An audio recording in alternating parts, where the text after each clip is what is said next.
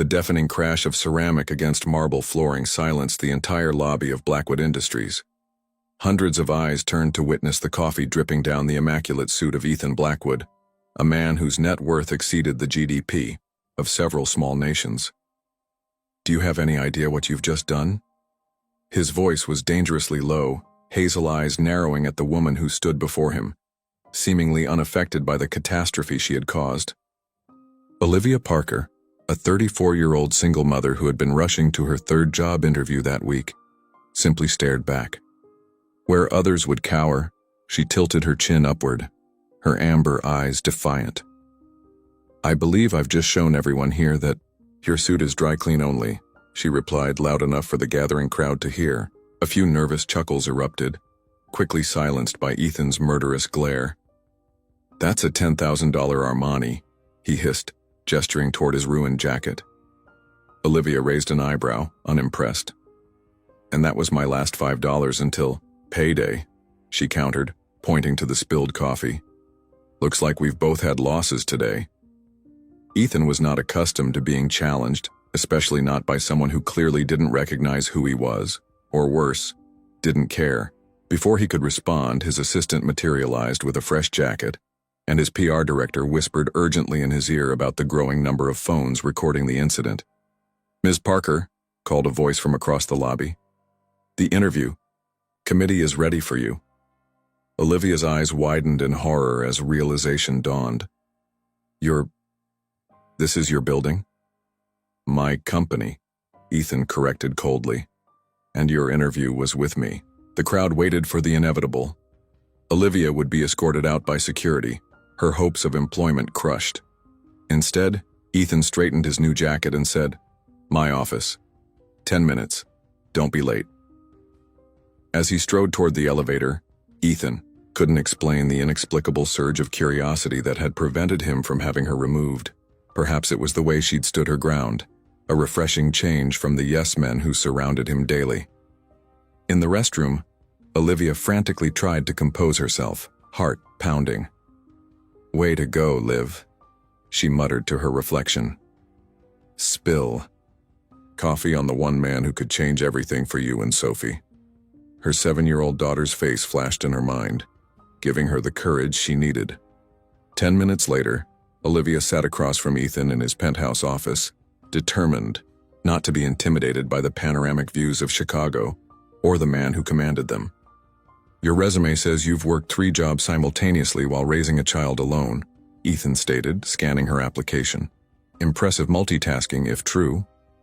"It's true," Olivia replied, her voice steady. "And I've never spilled coffee on any of my other potential employers, so today's quite the exception." Ethan looked up, surprised by her continued boldness. For a flicker of a moment, Olivia caught something in his expression, not anger, but something more intriguing. Respect. "The marketing coordinator position requires someone who can handle pressure," he said, leaning forward. "Someone who doesn't fold when confronted with difficult personalities." "Like yours?" Olivia asked before she could stop herself. To her astonishment, Ethan Blackwood, notorious for his merciless business tactics and frigid demeanor, laughed. It was a genuine sound that transformed his face, revealing a glimpse of a man few ever saw. "Ms. Parker, I think you might be exactly what this company needs." As Olivia left Blackwood Industries that afternoon with a job offer, neither she nor Ethan could have predicted how their worlds, so dramatically different, were about to become inextricably intertwined, or how the man known as the Ice King of Michigan Avenue would soon be melted by a single mother who had nothing to lose but her heart. "Mommy, is Mr. Blackwood really as mean as everyone says?" Sophie asked, her small fingers working to secure the sparkly barrette in her chestnut hair. Her wide eyes watched Olivia through the bathroom mirror. Olivia paused midway through applying mascara. 3 weeks had passed since the infamous coffee incident, and her position at Blackwood Industries had proven both challenging and unexpectedly rewarding. The question, however, caught her off guard. "Where did you hear about Mr. Blackwood, sweetie?" "Mrs. Watkins said her husband got fired by him and that he eats people's dreams for breakfast," Sophie reported matter-of-factly. "Do dreams taste good?" Olivia stifled a laugh. Dreams are not for eating, and Mr. Blackwood is... She searched for an appropriate description. He's complicated. Complicated was an understatement. Ethan Blackwood possessed a brilliant mind for business and absolutely no patience for inefficiency. His reputation as the Ice King was well earned, most days. But Olivia had witnessed flashes of something else, moments when his carefully constructed facade cracked, revealing glimpses of genuine humanity, like yesterday when she'd caught him personally delivering a bouquet to the elderly receptionist on her 70th birthday, or last week, when he'd quietly approved an emergency leave for an employee whose child was hospitalized, with full pay, something company policy explicitly prohibited. Is he your boyfriend? Sophie's question jolted Olivia back to reality. What? No, he's my boss, Sophie. That would be inappropriate, complicated, impossible. That would be unprofessional. Sophie shrugged with the simple logic of childhood. Daddy was your boss, once. Olivia's ex-husband, who had decided family life was too constraining for his creative spirit, remained a sore subject. That was different, she said firmly. Now hurry up, or we'll be late for the sitter. Downtown, Olivia raced through the gleaming lobby of Blackwood Tower, mentally reviewing her presentation for the executive meeting. Her marketing strategy for the company's new sustainable technology line was bold, possibly too bold for traditionalists, like CFO Victor Harrington, who seemed determined to undermine her at every turn. "Parker!" a voice barked as she exited the elevator. Ethan Blackwood stood in the hallway, intimidating in a perfectly tailored charcoal suit, his expression inscrutable. "My office, now." The whispers from nearby colleagues followed her as she trailed Ethan down the corridor. 3 weeks in, and people still marveled at how the new marketing coordinator survived working directly with the notoriously demanding CEO. "Close the door," Ethan instructed once they entered his spacious corner office with its commanding view of Lake Michigan. He tossed a folder onto his desk. "Explain this." Olivia recognized her presentation materials. "That's my proposal for today's meeting. I was going to..." "It's brilliant," he interrupted. She blinked. "I'm sorry?" "Don't make me repeat myself, Parker. Your approach is innovative, cost-effective, and exactly what we need to differentiate ourselves in an oversaturated market." He studied her with those penetrating hazel eyes. "The question is, are you prepared for the resistance you'll face in that room?" Olivia straightened her posture. "With all due respect, Mr. Blackwood, I wouldn't have proposed it if I wasn't prepared to defend it." A ghost of a smile touched his lips. "Harrington will try to eviscerate you." "Let him try." Something shifted in Ethan's expression. Approval, perhaps, or admiration. He moved closer, his voice dropping. "The executive team isn't used to being challenged, especially not by someone so... new, female, middle class," she supplied. "Fearless," he finished, standing close enough now that she could detect the subtle notes of his cologne. "It's refreshing." The air between them seemed to crackle with unexpected electricity. For a disorienting moment, Olivia forgot he was her boss, forgot about the professional boundaries she'd carefully constructed. She found herself noticing the flecks of gold in his hazel eyes, the strong line of his jaw, the way his presence filled the room. Dangerous territory. Ethan seemed to realize their proximity simultaneously, clearing his throat and stepping back behind his desk. "I'll see you at the meeting. Don't disappoint me, Parker." 2 hours later, as predicted, Victor Harrington was mid-attack. "This approach is risky and untested. Ms. Parker clearly doesn't understand our clientele or our company culture." Before Olivia could defend herself, Ethan spoke. "I approve the proposal. Full implementation effective immediately." The room fell silent.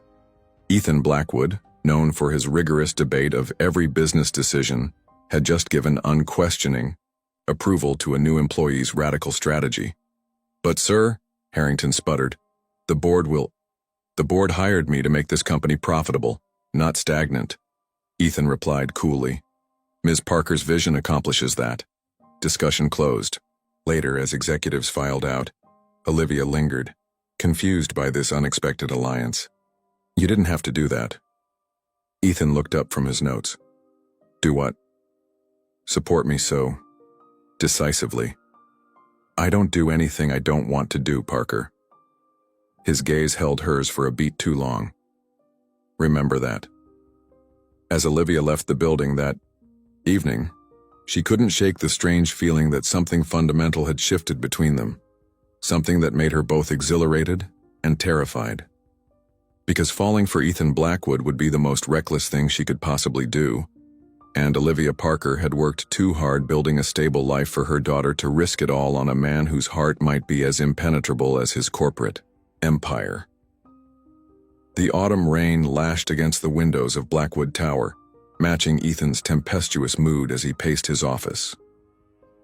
2 months into, Olivia's marketing campaign and sales had skyrocketed beyond even his ambitious projections. The board was ecstatic, investors were calling, and Victor Harrington was conspicuously silent. Everything was perfect, which is precisely why Ethan felt so unsettled. His intercom buzzed. Mr. Blackwood, the Children's Hospital Foundation Gala starts in an hour. Your tuxedo is waiting in your private washroom. The annual charity gala, normally an occasion he dreaded with its forced socializing and superficial pleasantries. This year, however, brought a new complication. Olivia would be there representing the marketing department. Olivia Parker, with her unwavering integrity and disarming directness, the woman who'd somehow managed to puncture his carefully constructed armor without even trying. The woman he found himself watching when she wasn't looking, whose laughter he could pick out across a crowded conference room, whose resilience he admired more than he cared to admit, the woman who was strictly off limits. As he adjusted his bow tie in the mirror, Ethan's phone lit up with a text from his sister. Please tell me you're not working through the gala again. Mom's threatening to set you up with Dr. Rothman's daughter if you don't start dating soon. Ethan grimaced. Rebecca meant well, but his family's constant meddling in his personal life only reinforced his determination to keep his private and professional worlds separate, a separation that had become increasingly difficult since Olivia Parker had crashed into his life quite literally. Across town, Olivia was facing her own crisis. What do you mean you can't make it?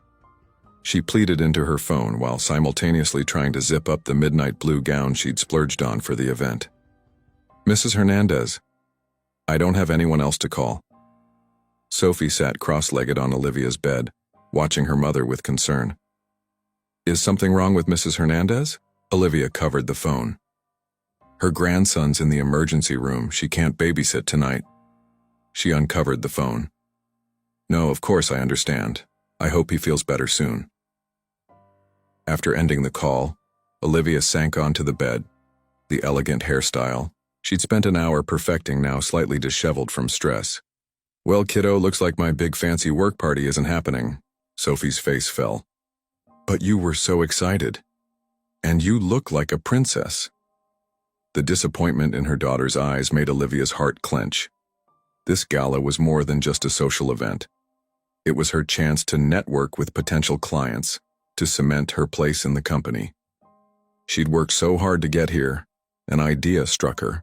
A terrible, risky, potentially disastrous idea. Sophie, how would you like to go to a fancy party with me tonight?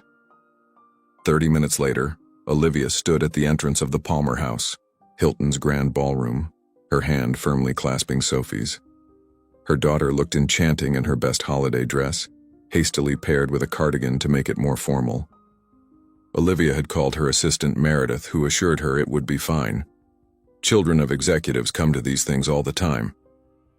What Meredith failed to mention was that those executives weren't newly hired marketing coordinators, and their children weren't unplanned additions to the strictly curated guest list.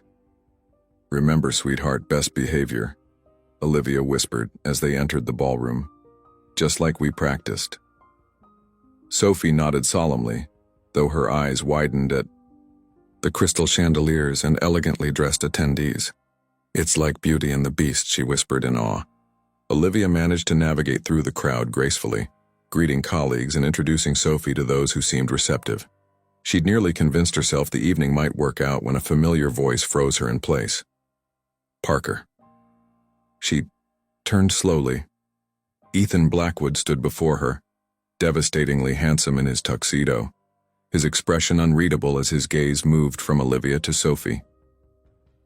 Mr. Blackwood, she managed, wondering if bringing her daughter would cost her the job she'd come to love. I had a childcare emergency and— You must be Sophie, Ethan interrupted, lowering himself to the child's eye level in a gesture that shocked Olivia. Your mother has told me about you. Sophie regarded him with curious eyes. Are you really the boss who eats dreams for breakfast? A startled laugh escaped Ethan, a genuine sound that turned heads nearby. Is that what they're saying about me now? He leaned in conspiratorially. Between us, I prefer waffles. Sophie giggled, instantly charmed. Me too. Olivia watched, the exchange in disbelief. This was Ethan Blackwood, ruthless businessman, feared boss, the man whose cold demeanor had earned him the nickname Ice King. Yet here he was, crouched in his impeccable tuxedo, sharing a moment of warmth with her daughter. The children's activities are in the tutor room, Ethan said, straightening.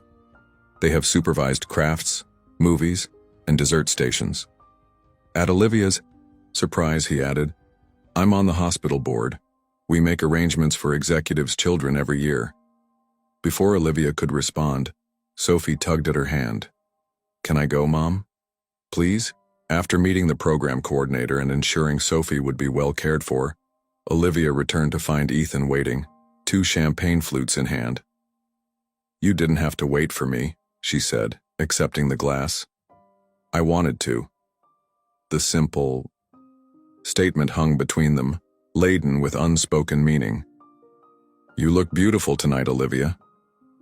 It was the first time he'd used her first name, and the way it sounded in his deep voice sent an unexpected thrill through her.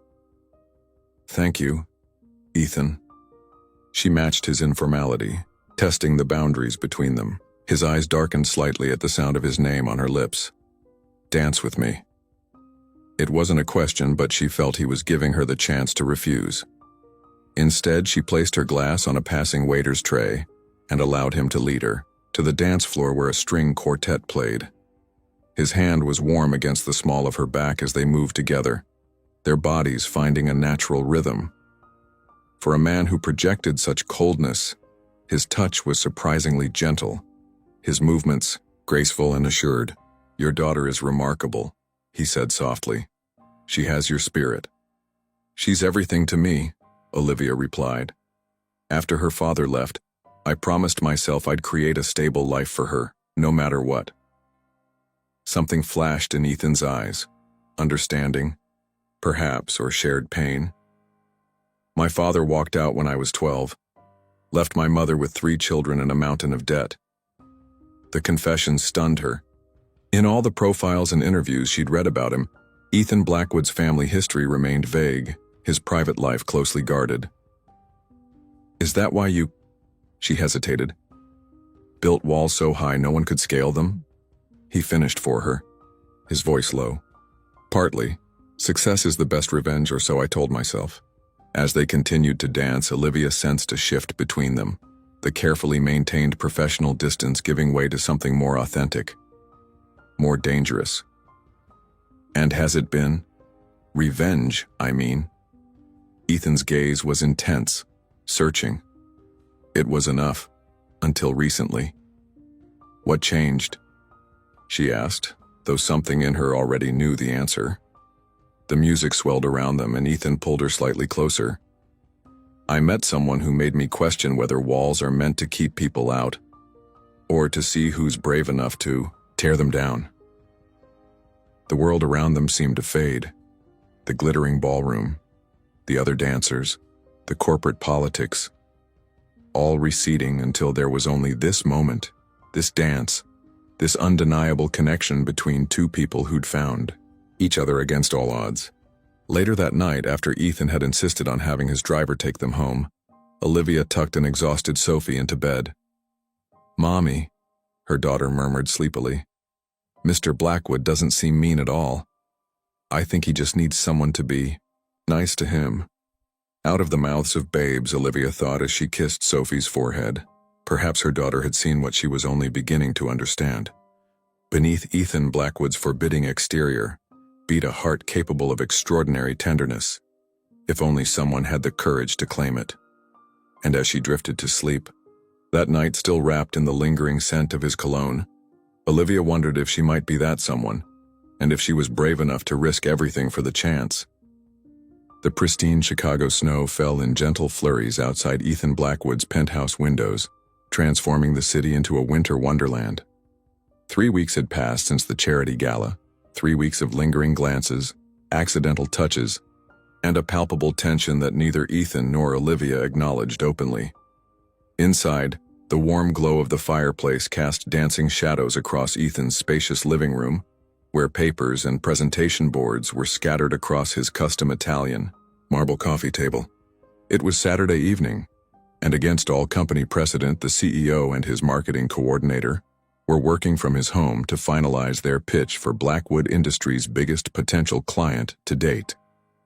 If we land the Nakamura account, we'll revolutionize sustainable technology implementation across North America, Ethan said, loosening his tie as he poured 2 glasses of aged Bordeaux.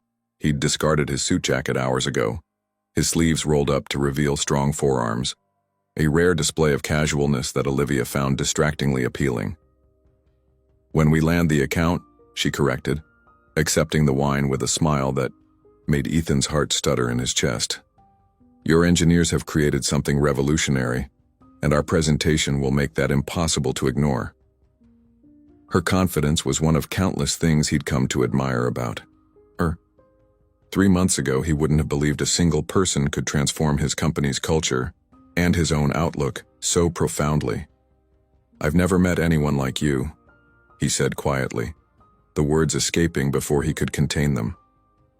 Olivia looked up, startled by the unexpected confession. In the firelight, Ethan appeared different, his features softer, more vulnerable than the imposing figure who commanded boardrooms and intimidated executives. Here, in this private sanctuary high above the city, he was simply a man, one whose carefully constructed walls were visibly crumbling. I should call Sophie to say goodnight, she said, suddenly nervous about the intimacy of the moment. She glanced at her watch. Her sitter will be putting her to bed soon. Ethan nodded, grateful for the momentary reprieve from the intensity between them. As Olivia stepped onto his balcony for privacy, he found himself drawn to a framed photograph she'd placed in her portfolio, Sophie grinning widely, missing her 2 front teeth, arms wrapped around her mother's neck. He studied the image, a bittersweet ache spreading through his chest. Olivia and Sophie had a bond he recognized but had never experienced, the unconditional love his own father had been incapable of providing. The kind of love that had seemed a weakness in his relentless pursuit of success, but which now appeared to be the greatest strength of all. When Olivia returned, cheeks flushed from the cold, she found Ethan staring at the photo, his expression unguarded. She asked if you were there, Olivia said softly. Ethan looked up. Sophie? Olivia nodded, settling beside him on the plush sofa. She's taken quite a shine to you since the gala. This morning she announced she's going to be a boss who's nice to people when she grows up. A smile transformed Ethan's face. She's extraordinary, like her mother. Ethan. Olivia's voice held a warning, though whether for him or herself, she wasn't certain. We've been avoiding this, he said, setting his wine glass down and turning to face her fully. Whatever this is between us. Olivia's heart raced. You're my boss. I'm more than that, and you know it. It's complicated. Life is complicated, he countered. That doesn't mean we shouldn't live it. Their eyes locked, the air between them charged with possibility and fear in equal measure. I have Sophie to think about, Olivia whispered. I can't risk her getting attached to someone who... She hesitated. Who might leave? Ethan finished for her, understanding dawning in his eyes. like her father did, like my father did. Olivia nodded, the vulnerability of the admission burning her throat. Ethan moved closer, his voice low and fervent. I am not your ex-husband, Olivia, nor am I my father. I've spent 15 years building walls to protect myself from feeling anything that might distract me from success. And then you crashed into my life, literally. And suddenly those walls didn't seem like protection anymore. They felt like a prison. He took her hand, his touch sending warmth cascading through her. I've never let anyone see the real me, until you. And who is the real Ethan Blackwood? She asked, her voice barely audible over the crackling fire.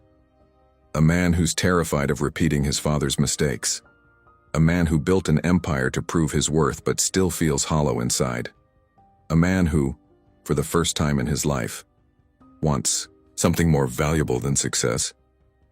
He brushed a strand of hair from her face, his fingers lingering on her cheek. A man who's falling in love with you. The confession hung in the air between them, irrevocable and transformative. For a moment, neither moved, the weight of his words settling around them like the snow blanketing the city. Then Olivia closed the distance between them, her lips meeting, his in a kiss that began hesitantly but quickly deepened with months of suppressed longing. Ethan's arms encircled her, drawing her closer, as if afraid she might disappear if he didn't hold on tightly enough. When they finally parted, breathless, Ethan rested his forehead against hers. I'm not good at this, he admitted. Relationships, vulnerability. I'll make mistakes.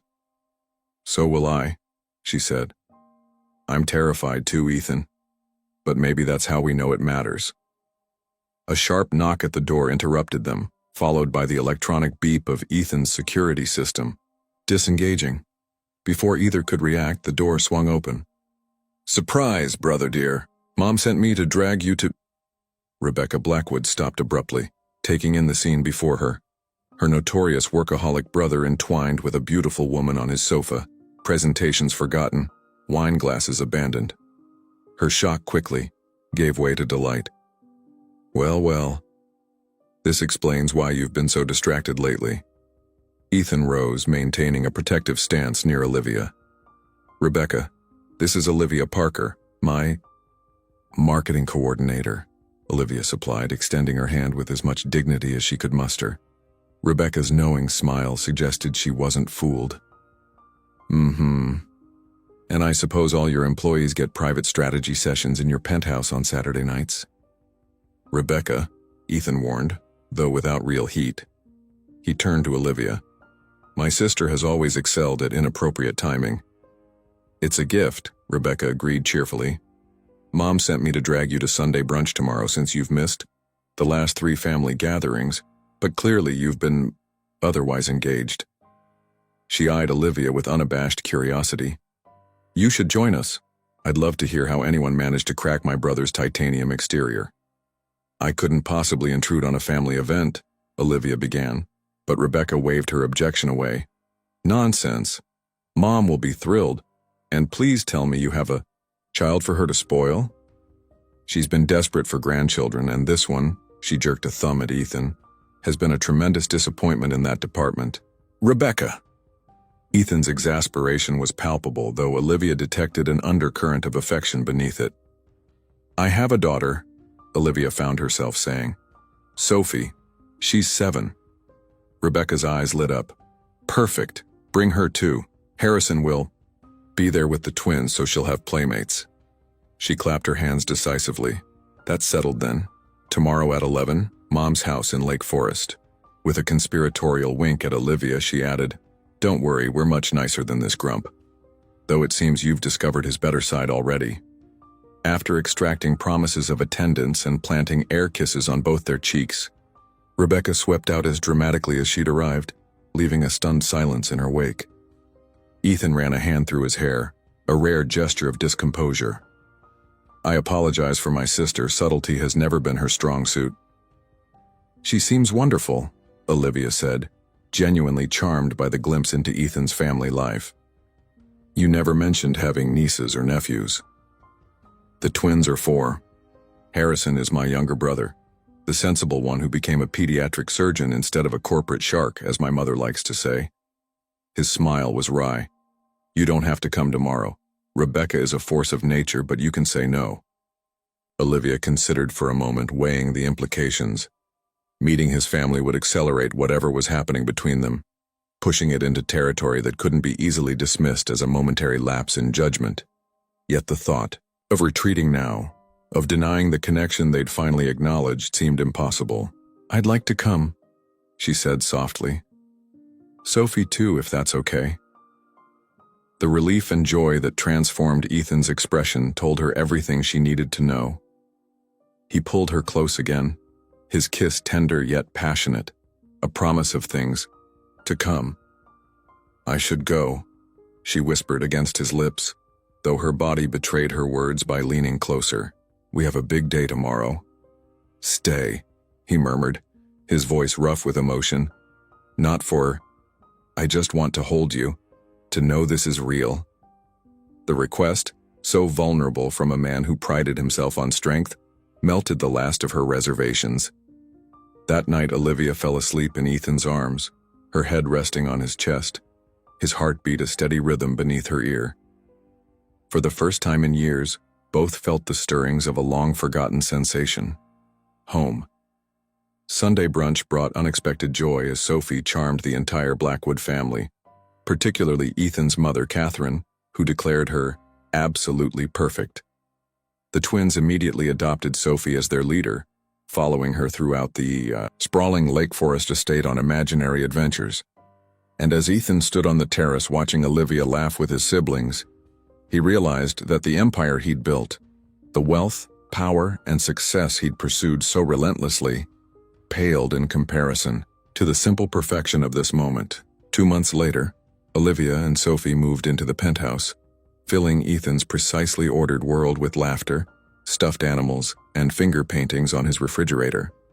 The man once known as the Ice King of Michigan Avenue was now spotted, building snowmen in the park, attending school plays, and smiling, actually smiling in public. Blackwood Industries thrived under their combined vision, their complementary strengths creating a company culture that valued both innovation and humanity.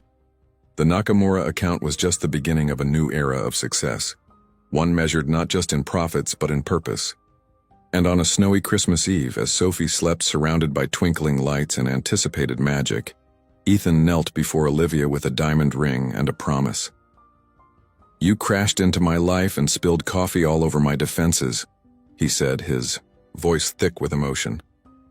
You and Sophie showed me what really matters. Will you make me the happiest man in Chicago and become my wife? Through tears of joy, Olivia whispered the simplest and most profound word of her life. Yes. For sometimes the most beautiful love stories begin with a collision and end with two hearts that were always meant to find each other, no matter the odds.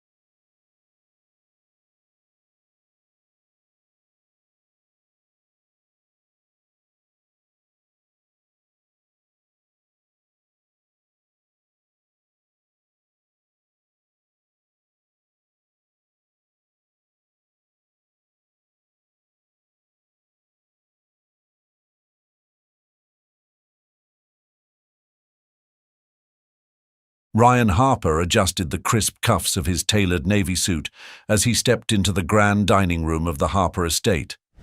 The air was heavy with the scent of polished mahogany and freshly cut roses, but it was the tension that gripped him most. Asher Harper, his father, sat at the head of the long dining table, his silver hair gleaming under the chandelier's light. Weston, Ryan's younger brother, lounged at the opposite end, an all-too-familiar smirk tugging at his lips. "Glad you could join us, Ryan," Asher said, his voice measured, yet carrying the weight of unspoken expectations. Ryan didn't respond, merely taking his seat. He knew better than to engage in Weston's provocations or his father's early verbal jabs. Weston toyed with the stem of his wine glass, the smirk widening. "Dad's got an announcement. Big news, apparently." Ryan's jaw tightened.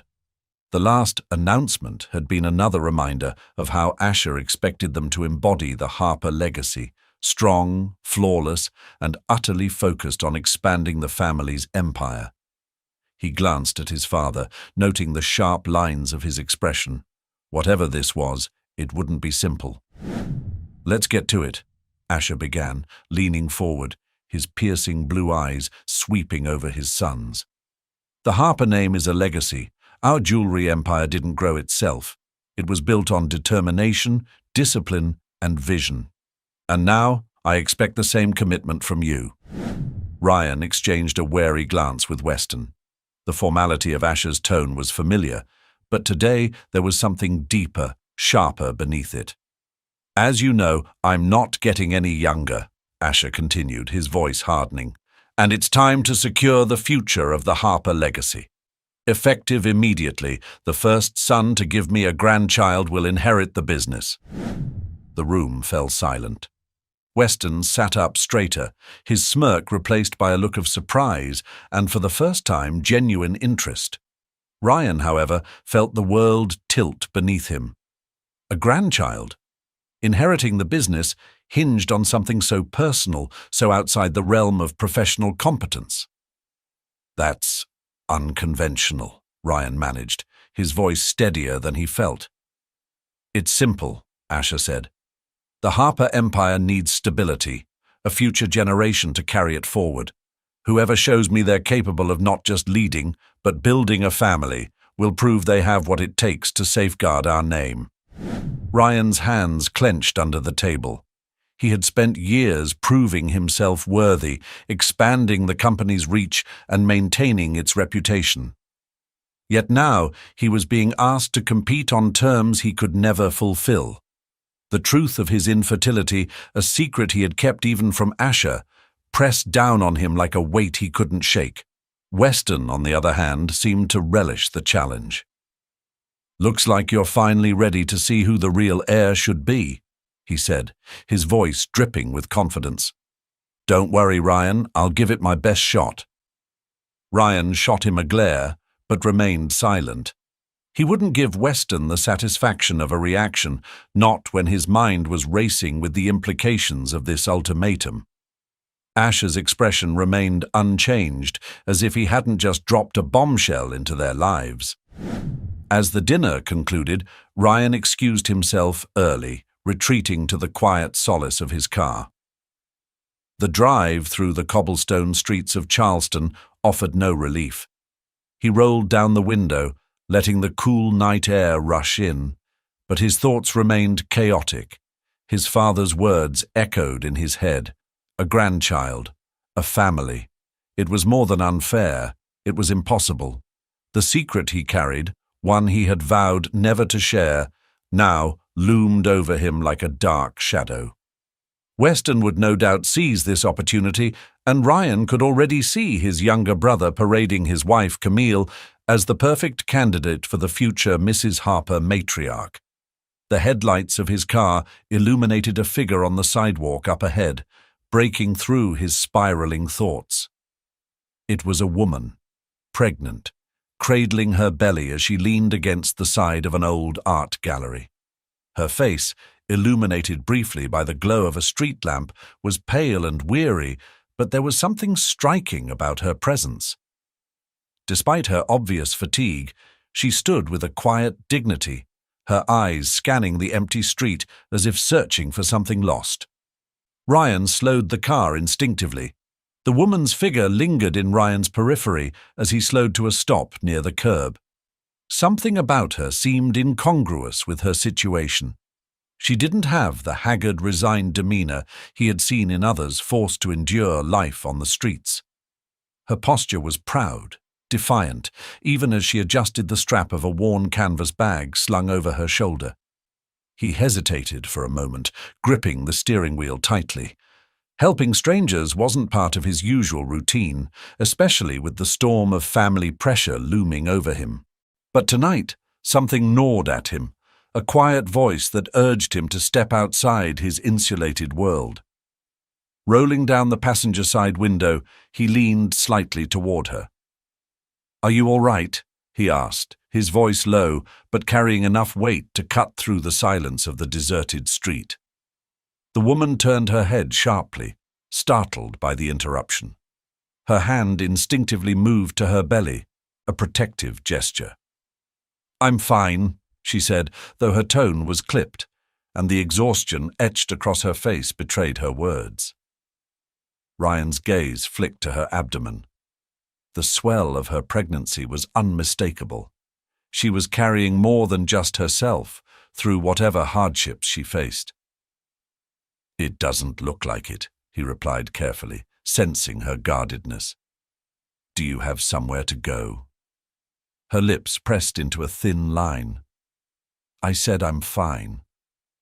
She turned away as if to dismiss him, but her movements were slow, heavy with fatigue. He could have driven off then, left her to the choices she clearly wanted to make for herself. But something about her, perhaps her quiet resolve, stopped him. Stepping out of the car, he approached cautiously, keeping enough distance to avoid spooking her. "Look," he began, softening his tone, "I'm not trying to pry, but it's late, and it's not safe to be out here alone. If you need a ride somewhere, I can help." The woman eyed him warily, her dark eyes scanning him from head to toe.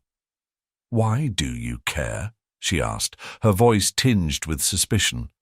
The question hit him harder than he expected. Why did he care? He wasn't sure himself. Maybe it was guilt over the privilege he took for granted, or the weight of his father's ultimatum pressing down on him, making him question his own worth.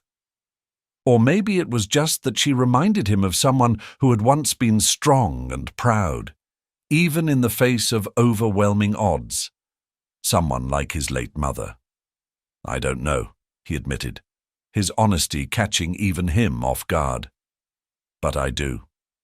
The woman seemed taken aback by his candor. Her grip on the strap of her bag loosened slightly, though her posture remained stiff. After a long pause, she sighed, the tension in her shoulders softening just enough to suggest she might trust him, at least temporarily. "Fine," she said, her voice still cautious. "But only to somewhere public, a diner or something." Ryan nodded. "There's a 24-hour spot a few blocks from here. We can start there." As they climbed into his car, the atmosphere inside was thick with unspoken questions. He didn't press her for details, and she didn't offer any. The rhythmic hum of the tires on the road filled the silence as they made their way toward the diner. Once inside, the woman hesitated near the entrance, glancing around as if she wasn't sure she belonged there. Ryan motioned to a booth in the corner, and after another moment of hesitation, she followed him.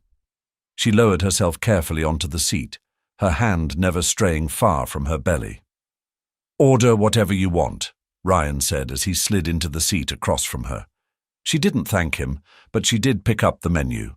Her eyes darted across the options, lingering a little too long on the prices. When the waitress came by, she ordered a bowl of soup and a side of toast, her voice quiet but firm. Ryan watched her as she settled into her seat, her defenses still high but cracking just enough to let him see the weariness beneath them. There was a story here, one he suspected was filled with pain and loss, though she clearly wasn't ready to share it. "I'm Ryan, by the way," he offered, breaking the silence. She glanced at him over the rim of her water glass. "Kaylee," she said simply, before turning her attention back to the table.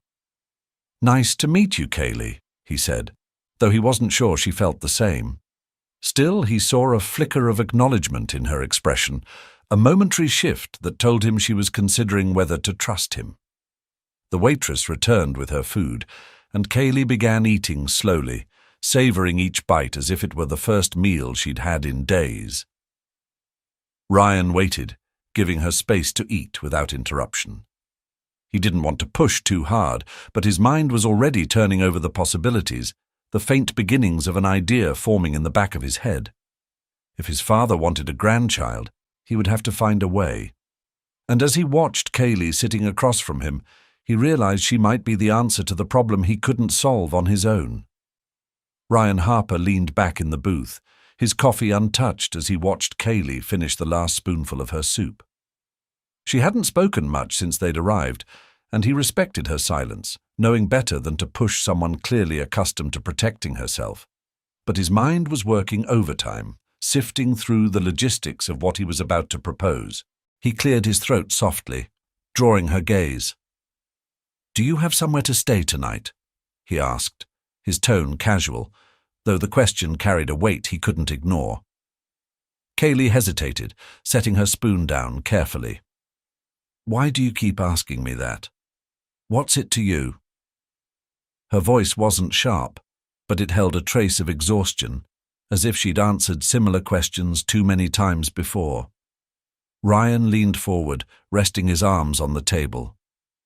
"Because I can help," he said simply, "but not in the way you think." Her eyes narrowed slightly, wary but intrigued despite herself. What's that supposed to mean? He took a breath, organizing his thoughts. "I'm in a situation," he began. "A complicated one.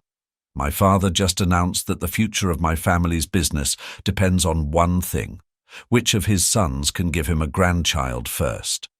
Kaylee blinked, her expression a mixture of disbelief and curiosity. "That's unusual," she said, the corners of her mouth twitching as if she might laugh. "And you think I can help you with that?" Ryan gave a rueful smile, shaking his head. "Not in the way you're thinking," he said. "What I'm proposing isn't, well, it's not normal. But it could solve both of our problems." She arched an eyebrow, crossing her arms over her belly. "I'm listening." "You need stability," he said, his voice steady. "A safe place to stay, access to medical care, support for you and your baby. I can give you that. In return, I need you to pretend to be my fiancé, at least until my father names an heir." The silence that followed was thick, almost oppressive. Kaylee stared at him, her expression unreadable.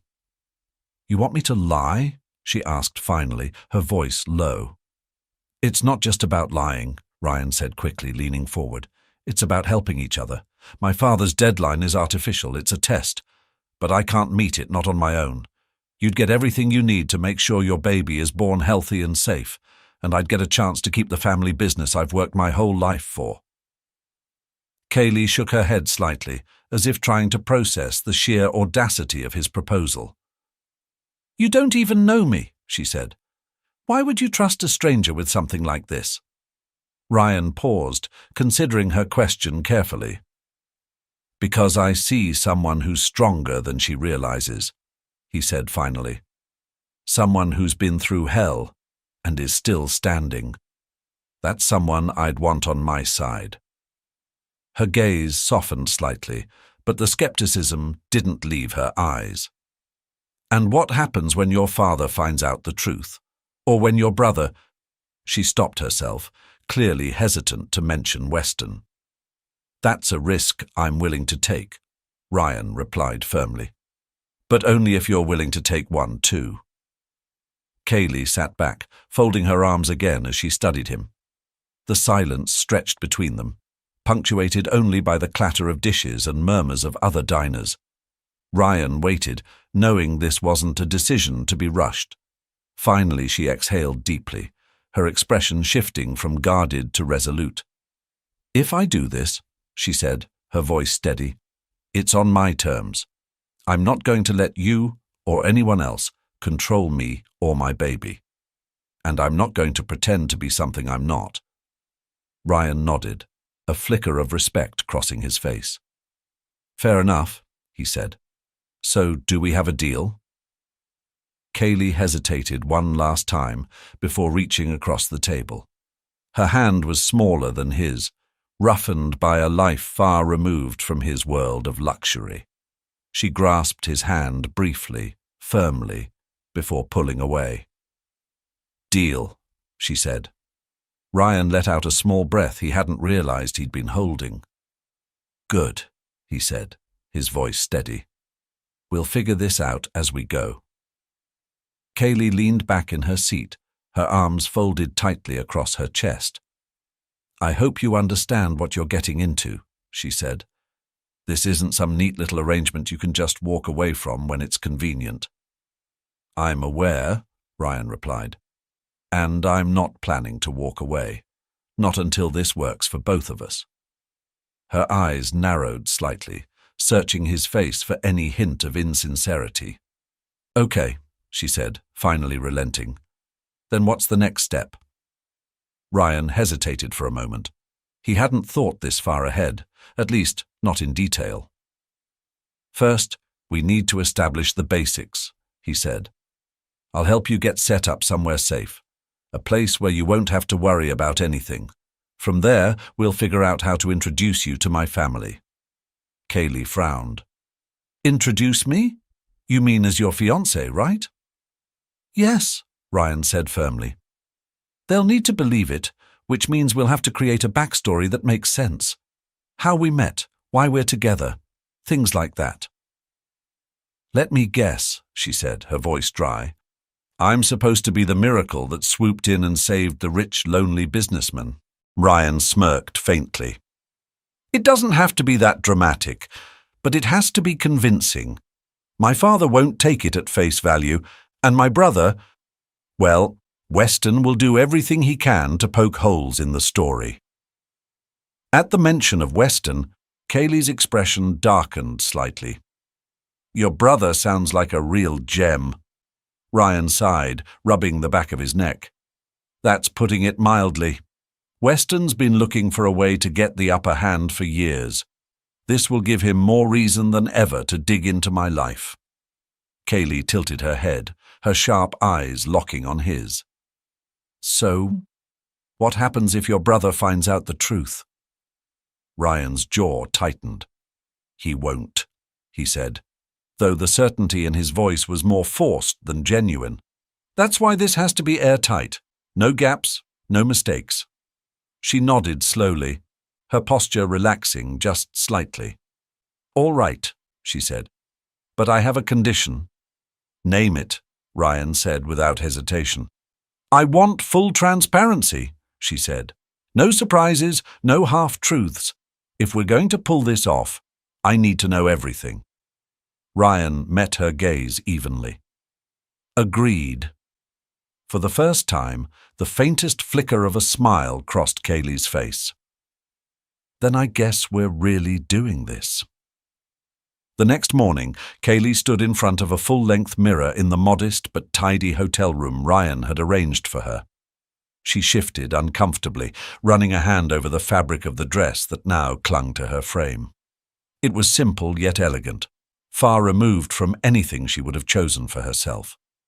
The clean lines and muted colors screamed sophistication, something she didn't feel in the slightest. A knock at the door startled her. "It's me," Ryan's voice called from the other side. She opened the door cautiously, and he stepped in, his sharp suit making her feel even more out of place. His gaze swept over her briefly, and he gave a small nod of approval. "It looks good on you," he said. Kaylee's expression didn't soften.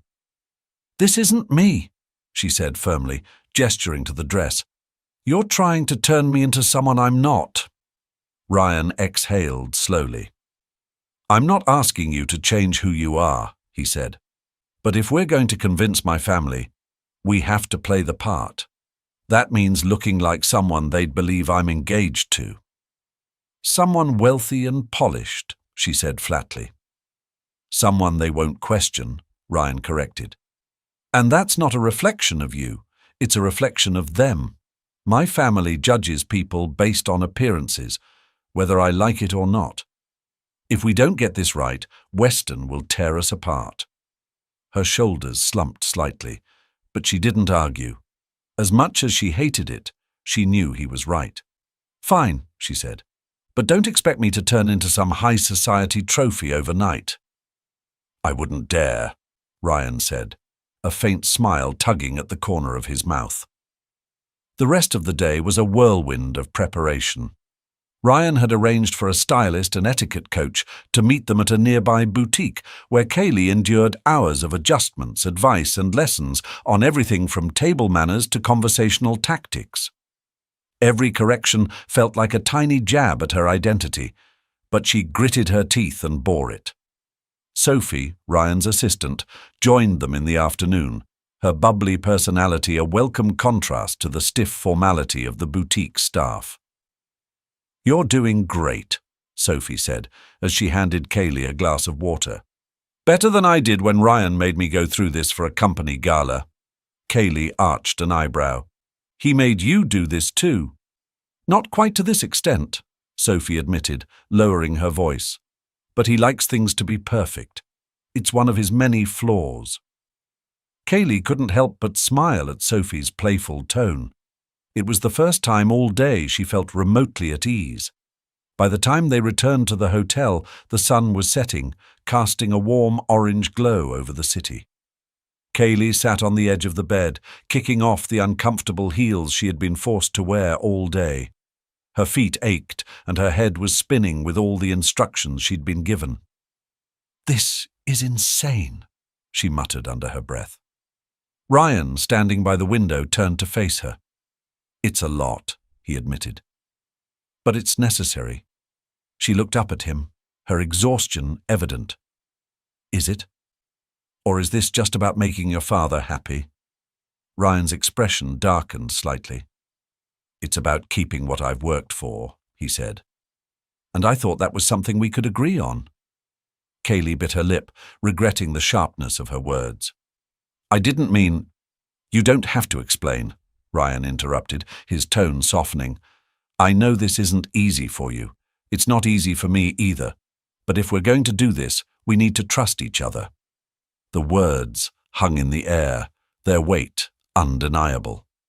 Kaylee nodded slowly, the tension between them easing just slightly. "All right," she said quietly. "I'll keep trying." "Good," Ryan said, "because tomorrow we're taking the next step." Kaylee frowned. "What's the next step?"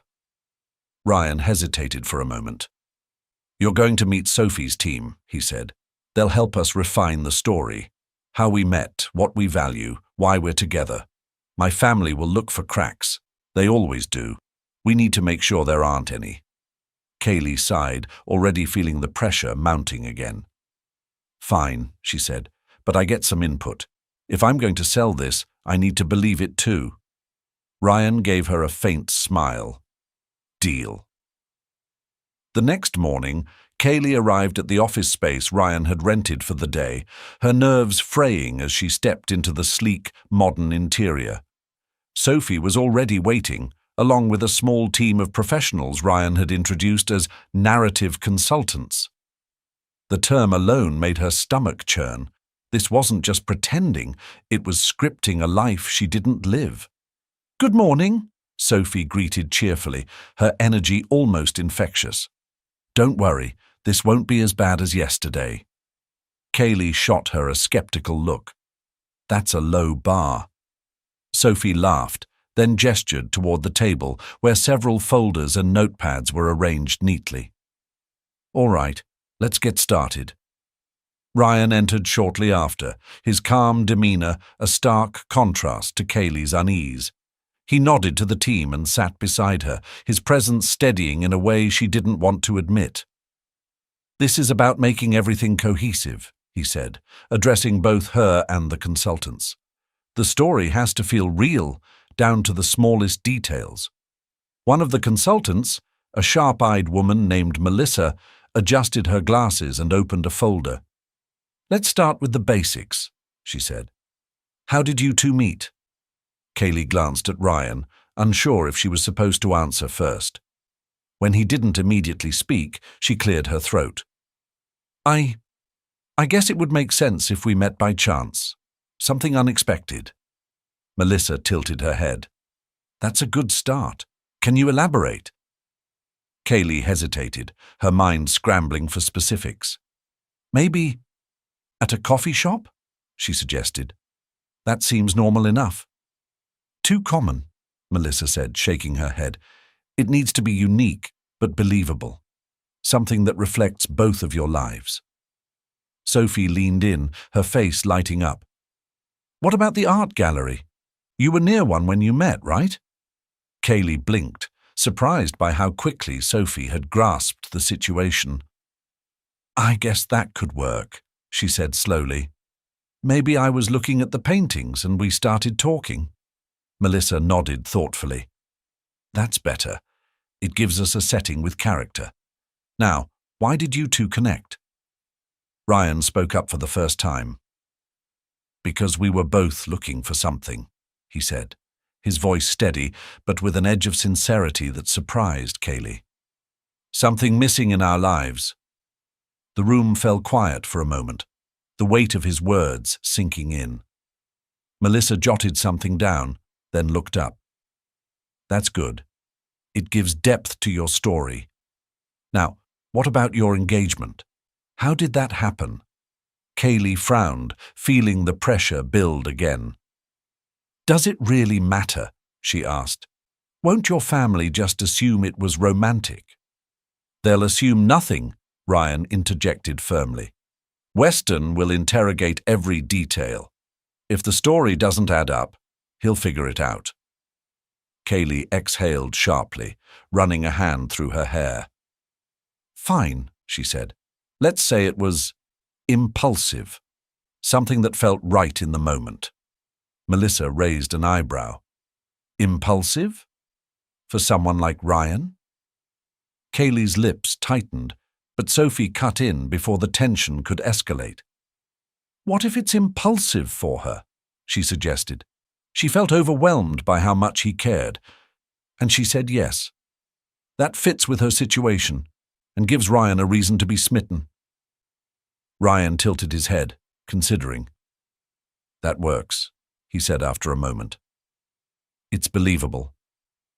As the session continued, the story began to take shape. Details about their relationship were woven together. How Ryan had supported her passion for art, how she had inspired him to see life beyond business. It was an odd mix of truth and fabrication, but the lines between the two began to blur as they worked. By the time they wrapped up, Kaylee's head was spinning. She leaned back in her chair, letting out a slow breath. "That was exhausting." "You did great," Sophie said with a grin. "Now you just have to remember it all." "Fantastic," Kaylee muttered, shaking her head. "This better be worth it." Ryan stood, gathering the papers scattered across the table. "It will be," he said firmly. "The next step is introducing you to my father. If this doesn't convince him, nothing will." Kaylee's stomach twisted at the thought, but she nodded. "When?" Ryan's expression was unreadable. "Tomorrow." The weight of the deadline settled over her, heavy and unrelenting. Tomorrow, her act would be tested in front of the man who held everything Ryan valued in his hands. She could only hope she wouldn't fall apart. Kaylee stood outside the sprawling Harper estate, her breath catching as she took in the sheer scale of the property. The grandeur of the stone mansion, surrounded by meticulously trimmed hedges and gardens that seemed to stretch endlessly, was overwhelming. The place looked more like a palace than a home, and every step closer felt like she was walking into a world where she didn't belong. Ryan's car pulled up beside her, the quiet purr of the engine breaking the stillness. He stepped out, adjusting his suit jacket before walking around to join her. "You ready?" he asked, his tone calm, but with a faint edge of tension. "As ready as I'll ever be," Kaylee muttered, clutching her small bag tightly. Her outfit, carefully chosen to project understated elegance, felt like a costume, and she couldn't shake the feeling that everyone would see through her the moment she walked inside. Ryan glanced at her, his expression softening slightly. "You'll do fine," he said. "Just stick to the story, and don't let them push you." She nodded, taking a steadying breath as they approached the front doors. A butler opened them before they could knock, ushering them into a grand foyer with high ceilings and gleaming marble floors. The air smelled faintly of fresh flowers and polished wood, and every inch of the space screamed wealth. "Mr. Ryan," the butler said with a small bow, "your father is expecting you. He's in the sitting room." "Thank you, Philip," Ryan replied, his voice as steady as his stride. He gestured for Kaylee to follow, and she moved quickly to keep up. The sitting room was just as opulent as the foyer, with plush armchairs arranged around a roaring fireplace and walls lined with shelves of leather-bound books. Asher Harper stood near the window, his hands clasped behind his back as he gazed out at the gardens. His presence was imposing, even from behind. "Ryan," Asher said without turning around, his deep voice filling the room. "And this must be Kaylee." Ryan nodded, though his father couldn't see him. "Dad, this is Kaylee Bennett," he said, his tone firm but polite. "My fiancée." Asher turned slowly, his piercing blue eyes landing on Kaylee with an intensity that made her stomach churn. He didn't speak immediately, letting the silence stretch uncomfortably as he studied her. "Kaylee," he said at last, his tone measured. "Welcome. I trust Ryan has told you how important this family is to him." "Yes, he has," Kaylee replied, her voice steady despite the knot in her stomach. "I know how much the Harper legacy means to him. I'm honored to be a part of it." Asher's gaze didn't waver, and for a moment Kaylee felt like he could see straight through her. Then, almost imperceptibly, he nodded. "I see." Ryan stepped forward, breaking the tension. "We're looking forward to the future, Dad. Kaylee and I both want to make sure the Harper name continues to stand for excellence."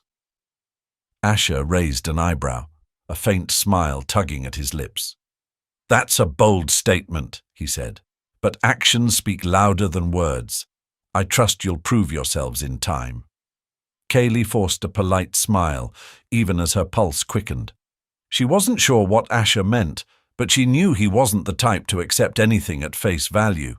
This was just the beginning of his scrutiny. Asher gestured for them to sit, taking the armchair closest to the fireplace. Ryan and Kaylee settled on the love seat opposite him, its plush cushions doing little to ease the tension in the room. A servant entered quietly, placing a tray of tea and biscuits on the table before disappearing without a word. "So, Kaylee," Asher began, lifting a delicate porcelain cup. "Tell me, what drew you to Ryan? He's not exactly known for his spontaneity when it comes to relationships." Kaylee hesitated for only a heartbeat, her rehearsed answer springing to mind. "We met at an art gallery," she said smoothly. "I was there to admire some local pieces, and Ryan struck up a conversation. We started talking about the meaning behind one of the paintings, and I don't know. It just clicked." Asher tilted his head, his expression unreadable. "An art gallery," he repeated. "How interesting. Ryan never struck me as the type to appreciate art." "I didn't," Ryan interjected, his tone calm but deliberate. "Kaylee opened my eyes to it. She has a way of seeing things differently. It's refreshing." Kaylee glanced at him, surprised by the genuine warmth in his voice. Asher, however, didn't miss a beat. "And where are you from, Kaylee?" She straightened slightly, careful not to let her nerves show. "Originally from Savannah," she said, sticking to the details they'd agreed upon. "I moved to Charleston a few years ago for a teaching position." "A teacher," Asher mused, setting down his cup. "What subject?" "Art," Kaylee replied.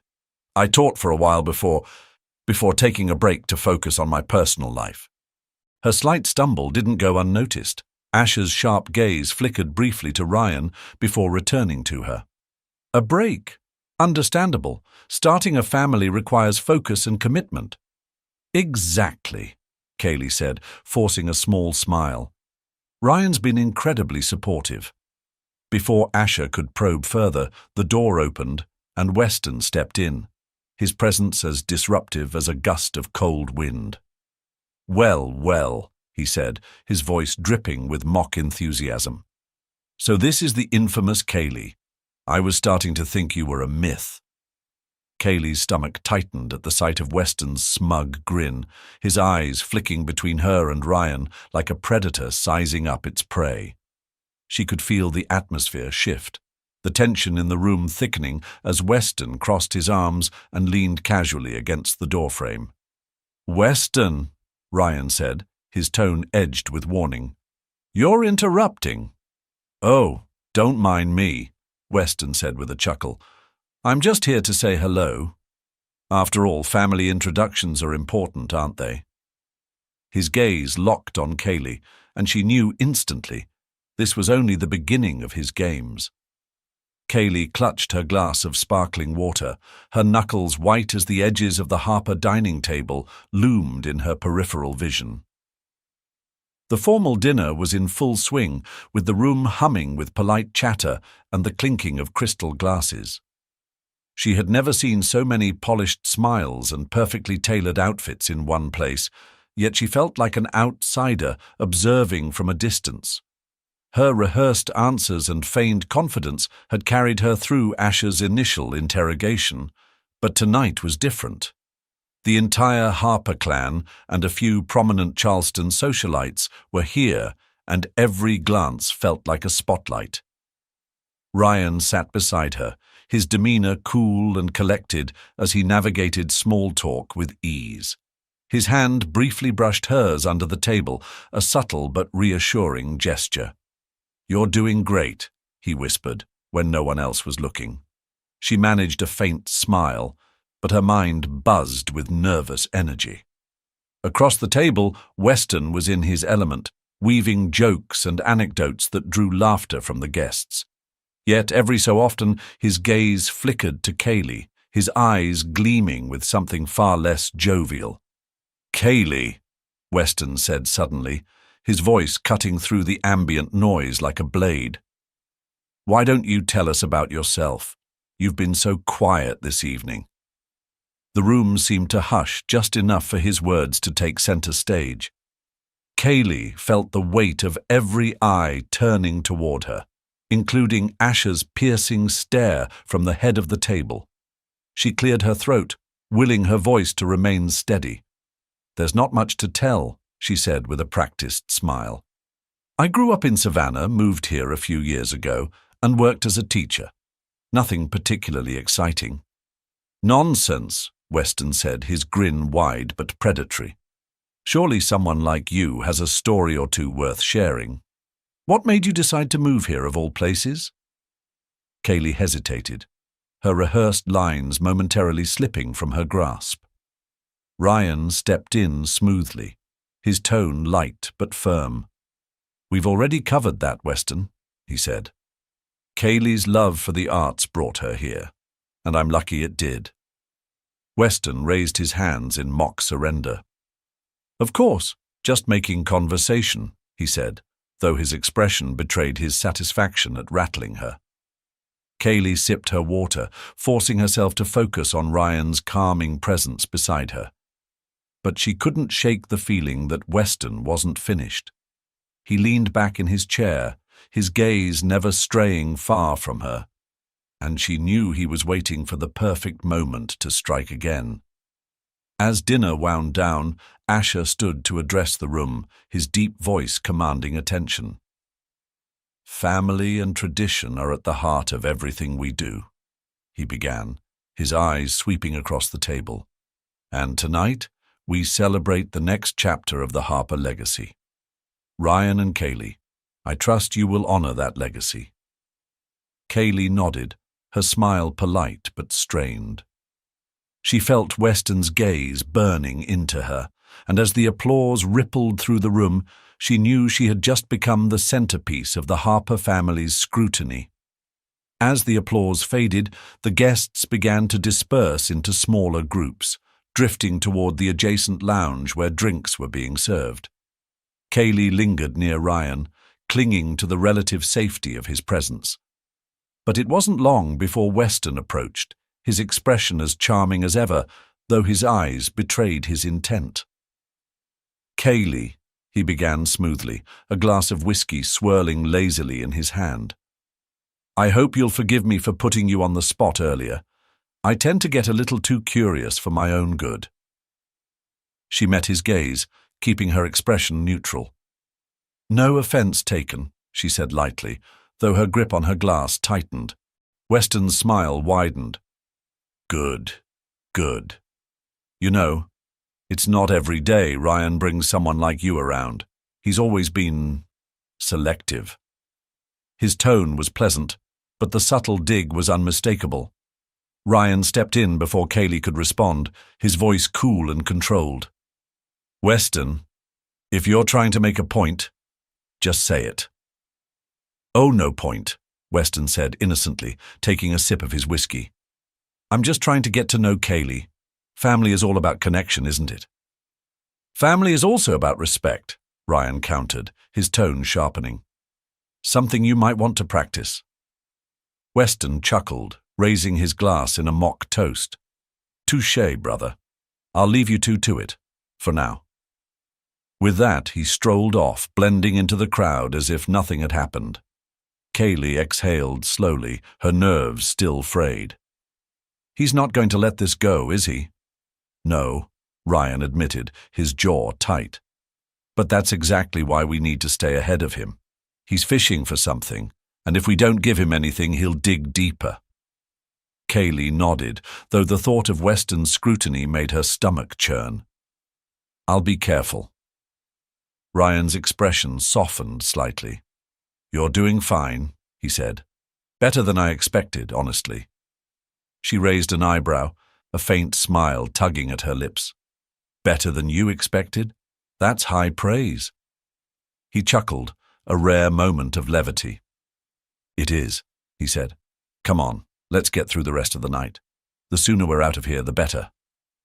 Kaylee followed him into the lounge, but the sense of unease lingered. Weston might have retreated for now, but she knew this was far from over.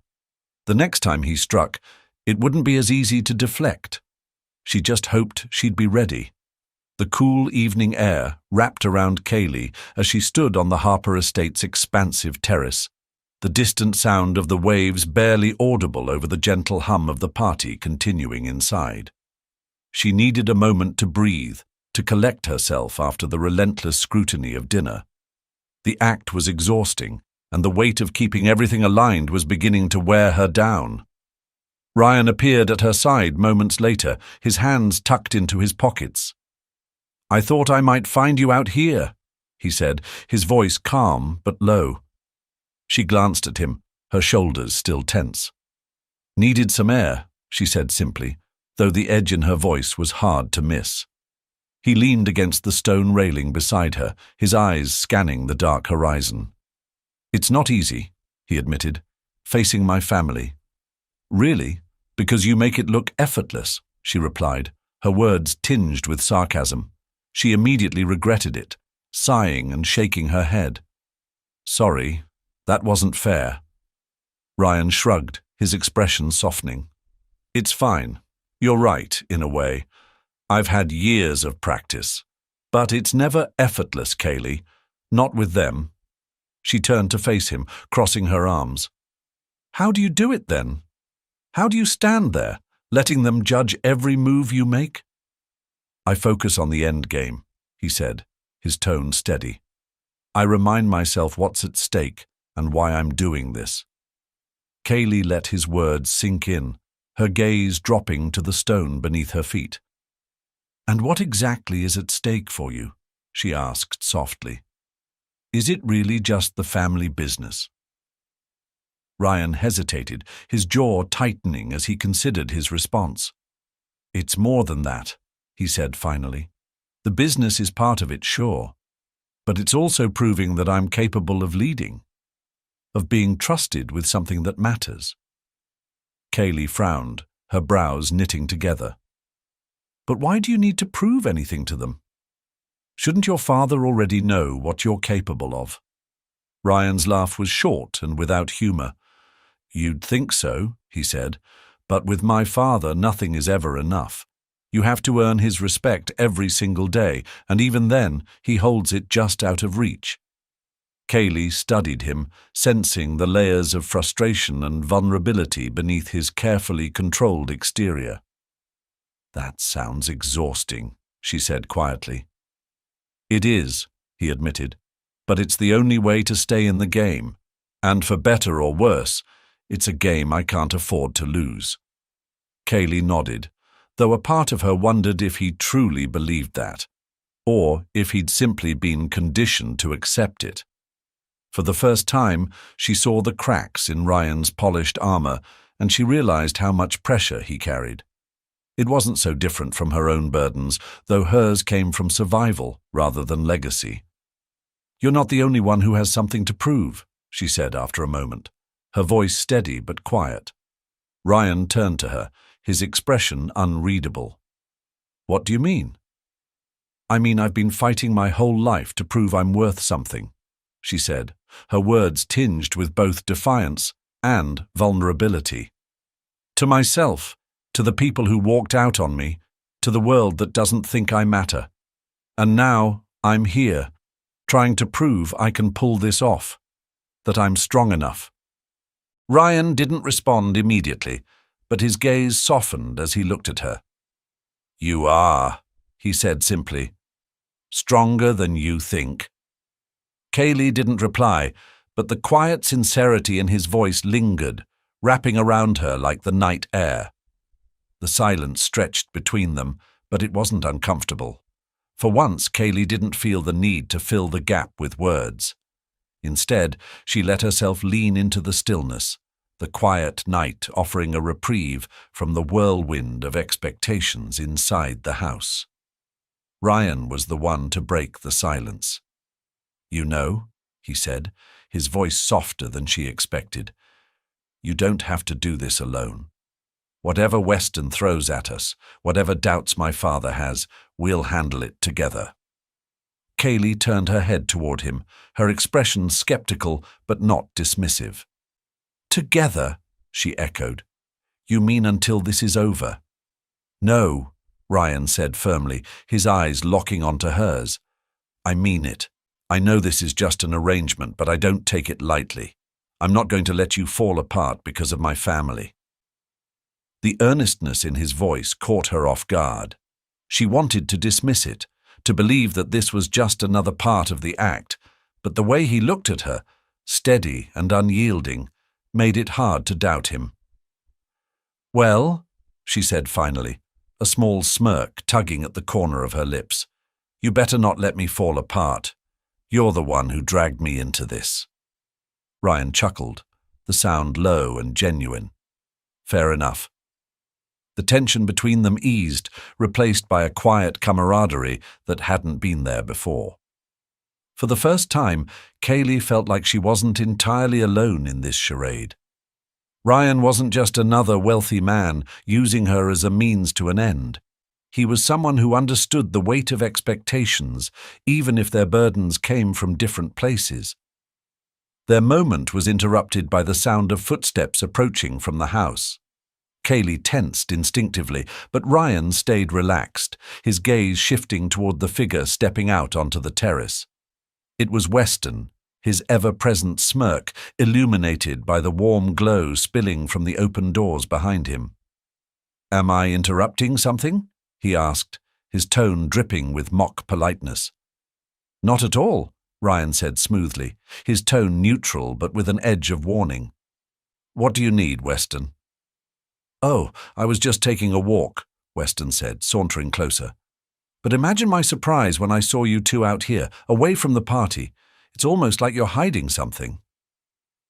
Kaylee's pulse quickened, but she forced herself to meet Weston's gaze without flinching.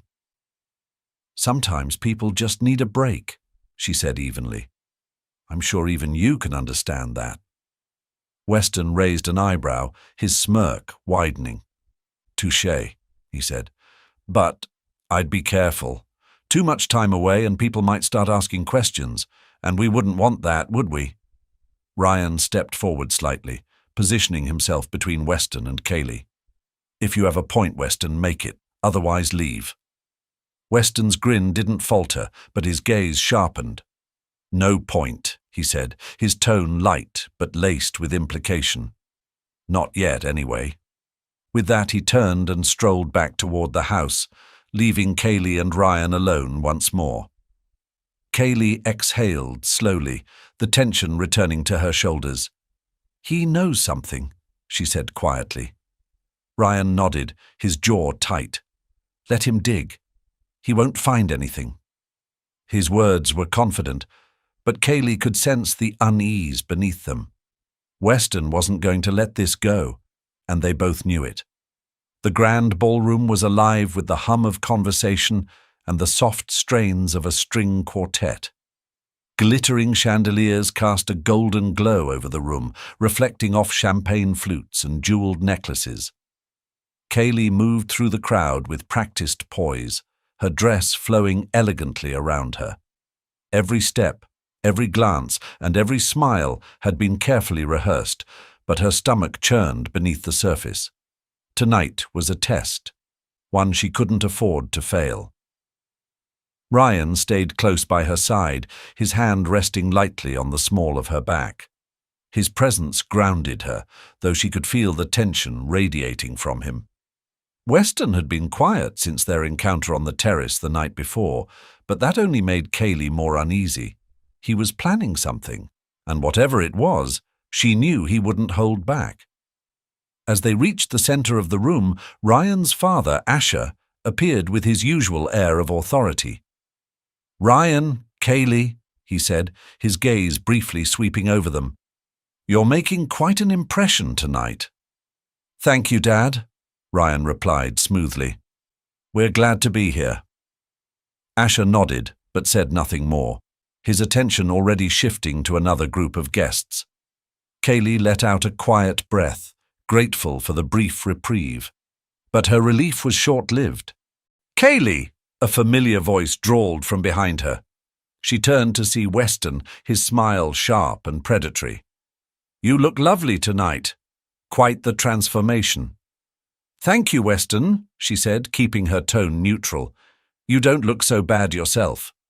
His grin widened. "Oh, I'm flattered, but I have to admit I've been curious about you. Ryan's fiancée, practically a part of the family now, yet there's so much we don't know." Ryan's jaw tightened, but Kaylee stepped forward slightly, meeting Weston's gaze head-on. "I'm happy to answer any polite questions," she said, her voice steady. Weston chuckled, taking a sip of his drink. "Polite, of course, but let's not bore everyone here with small talk. How about we raise the stakes a bit?" Kaylee frowned, a sense of foreboding creeping over her. "What are you talking about?" Weston glanced around theatrically before raising his glass. "A toast," he announced loudly, drawing the room's attention. "To Kaylee Bennett, soon-to-be Harper, a remarkable addition to our family."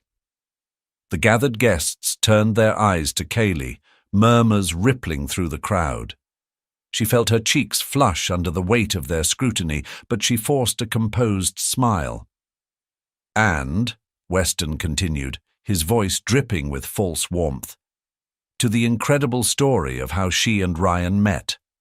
Truly one for the ages." Ryan stepped forward, his voice cutting through the tension. "Weston, that's enough." "Is it?" Weston asked, feigning innocence. "I think everyone here would love to hear more about your whirlwind romance. Don't you agree?" The room grew quieter, the murmurs dying down as all eyes fell on Kaylee and Ryan. Kaylee's heart pounded in her chest. Weston's smile told her he knew exactly where to strike. Kaylee inhaled deeply, her mind racing to keep her composure. The heat of so many eyes on her was suffocating, but she couldn't let Weston win. She stepped forward, her smile steady, though her nails dug into the palm of her hand. "It really is a wonderful story," she said, her voice calm but loud enough to carry. "Ryan and I met by chance at an art gallery admiring the same piece." Weston's smirk faltered ever so slightly, but Kaylee pressed on, her gaze unwavering.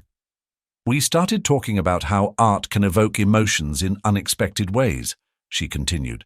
"Before we knew it, we'd spent hours discussing everything from our favorite artists to the meaning of life. It felt effortless." A murmur of approval rippled through the crowd. Ryan stepped closer, his hand brushing against hers in subtle support. "That's exactly how it happened," he added, his voice steady and sincere. "Sometimes the best things in life come when you least expect them." Weston's eyes narrowed, his smirk tightening into a grim line. "What a fairy tale," he said, his tone light but edged with malice. "It almost sounds too good to be true." Kaylee didn't flinch. "Sometimes the truth feels that way," she said evenly. "But I'm grateful every day for that chance meeting." The crowd's attention began to shift, drawn back to their own conversations and away from Weston's theatrics. Sensing his grip on the moment slipping, Weston leaned closer, his voice low enough for only Kaylee and Ryan to hear. "Nicely done," he murmured. "But you know this isn't over." Ryan straightened, his gaze sharp and unyielding. "Back off, Weston," he said, his tone carrying an authority that left little room for argument. Weston chuckled softly, his smirk returning as he took a step back. "Enjoy the rest of the evening," he said smoothly before disappearing into the crowd. Kaylee let out a slow breath, her shoulders relaxing slightly. "That was close," she muttered. Ryan turned to her, his expression softening. "You handled it perfectly," he said. "Better than I could have hoped." Kaylee looked at him, her eyes still wary. "He's not done," she said quietly. "I don't know what he's planning, but he's not going to stop." Ryan's jaw tightened, his gaze flicking toward the crowd where Weston had disappeared. "Then we won't stop either," he said firmly. "Let him play his games. We'll be ready." Kaylee nodded, but the weight of Weston's threat lingered in her chest. She knew the night's victory was temporary. The real fight was just beginning. Kaylee sat in the quiet solitude of the Harper Estate's library, the soft glow of the antique lamps casting warm light over the room's dark wood and towering shelves. Her fingers fidgeted with the edge of a leather-bound book she had plucked from the nearest shelf, though she hadn't read a single word. Her mind churned with everything that had happened at the gala, Weston's looming presence, and the precarious web of lies she and Ryan were walking on. The weight of it all felt heavier than ever. The door creaked open, and she stiffened instinctively. To her relief, it was Ryan. He entered quietly, his suit jacket now draped over his arm and his tie slightly loosened. He looked as tired as she felt. "I figured you'd be in here," he said, setting his jacket over the back of a nearby chair. "I wanted to check on you." Kaylee managed a small smile, though it didn't reach her eyes. "I'm fine," she said, her voice lacking conviction. "Just needed a minute to think." Ryan studied her for a moment before pulling out the chair across from her and sitting down. "You don't have to pretend with me," he said gently. "Tonight was a lot." Kaylee sighed, leaning back in her chair. "I thought I was prepared for this," she admitted. But Weston, he's relentless. I don't know how much longer I can keep this up. You're stronger than you think, Ryan said, his tone steady.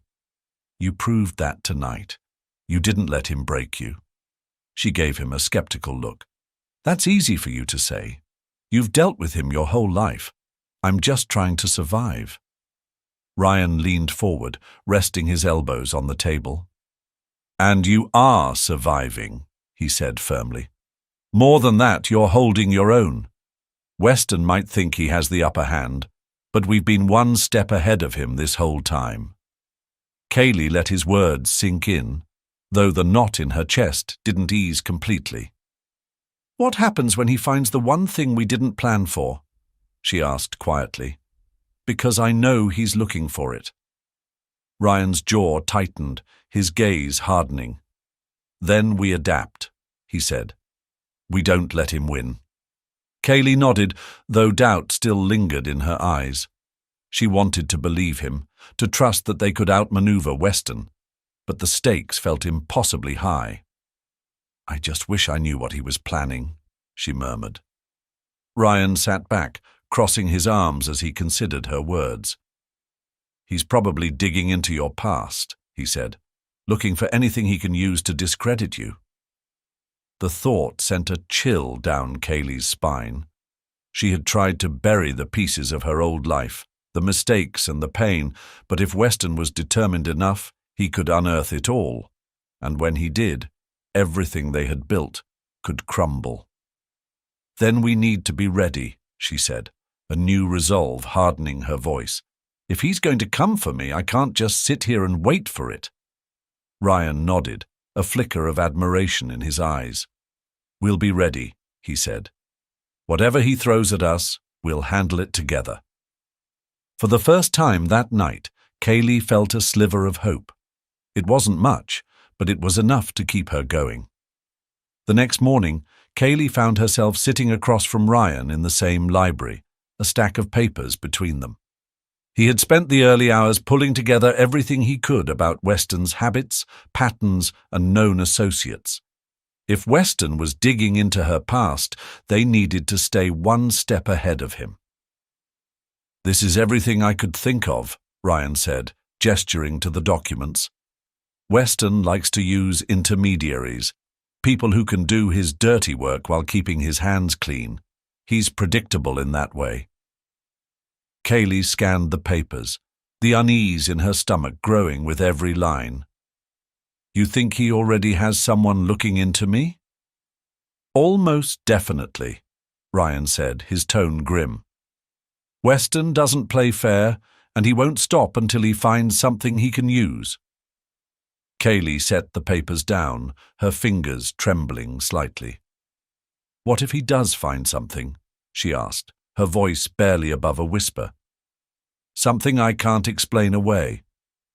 Ryan reached across the table, his hand covering hers. Then we'll deal with it, he said firmly. Together, but we need to be proactive. What do you mean? Kaylee asked, meeting his gaze.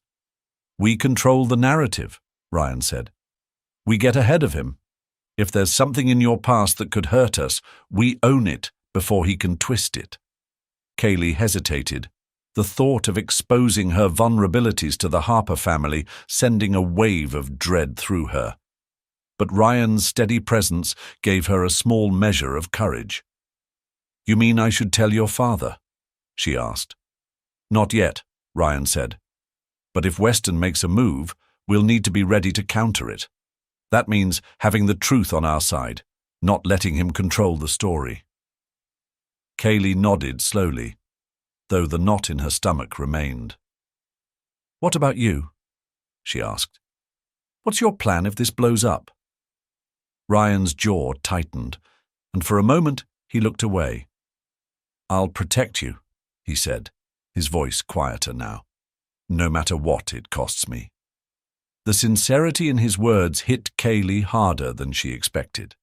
She had agreed to this arrangement, thinking it was just a transaction, a way to solve both of their problems. But Ryan's unwavering commitment to her was something she hadn't anticipated, and it left her both comforted and conflicted. Before she could respond, a knock at the library door interrupted them. Sophie peeked inside, her expression uncharacteristically serious. "Ryan, Kaylee," she said, stepping in. "You need to see this." She handed Ryan a tablet, and as he read the screen, his face darkened. Kaylee leaned closer, her heart sinking as she saw the headline, "The Truth About Ryan Harper's Fiancée." The article was filled with insinuations about her past, peppered with enough truth to make it damaging. The accompanying photo was unmistakable. Kaylee, years younger, standing outside a small apartment complex in Savannah. The caption read, "The woman who might bring down the Harper empire." Kaylee's breath caught in her throat. How did they find that?" she whispered. "Weston," Ryan said through gritted teeth, his knuckles white as he gripped the tablet. "This is his work. I'd bet everything on it." "What do we do now?" Kaylee asked, her voice trembling. Ryan set the tablet down, his expression hardening with resolve. "We fight back," he said. "This is far from over." Kaylee sat on the edge of the bed in the guest room of the Harper estate, the tablet still in her lap, the damning article glaring back at her. Her fingers hovered over the screen, scrolling through the paragraphs that twisted fragments of her life into something unrecognizable. The words felt like daggers, each one driving home the vulnerability she had spent years trying to escape. There was a soft knock at the door, and before she could respond, Ryan stepped in. He carried a sense of urgency, his phone still in his hand. "We need to get ahead of this," he said without preamble. "The article is already circulating, and my father's going to see it any minute now." Kaylee looked up at him, her face pale. "Do you think Weston leaked this?" Ryan nodded, his expression grim. "There's no question. The timing, the details, it's all him. He's trying to undermine you before you even have a chance to prove yourself." She felt the weight of his words settle over her, crushing the small hope she'd clung to since the beginning of their arrangement. "And what am I supposed to do, Ryan?" she asked, her voice trembling. "Stand in front of your family and tell them my whole life story before Weston gets to twist it any further." "Maybe," Ryan admitted, sitting down beside her, "but not like this. We'll control the narrative on our terms, not his. I'll make sure my father listens." Kaylee shook her head, her voice growing sharper. "Your father doesn't trust me. He's been waiting for something like this. He'll believe it because it confirms everything he already thinks about me." Ryan hesitated, running a hand through his hair. "You're right that he's skeptical," he said carefully, "but he's not unreasonable. If we approach him together, tell him the truth before Weston feeds him lies, he might see through it." Kaylee laughed bitterly, the sound harsh and unfamiliar. "And what truth would that be?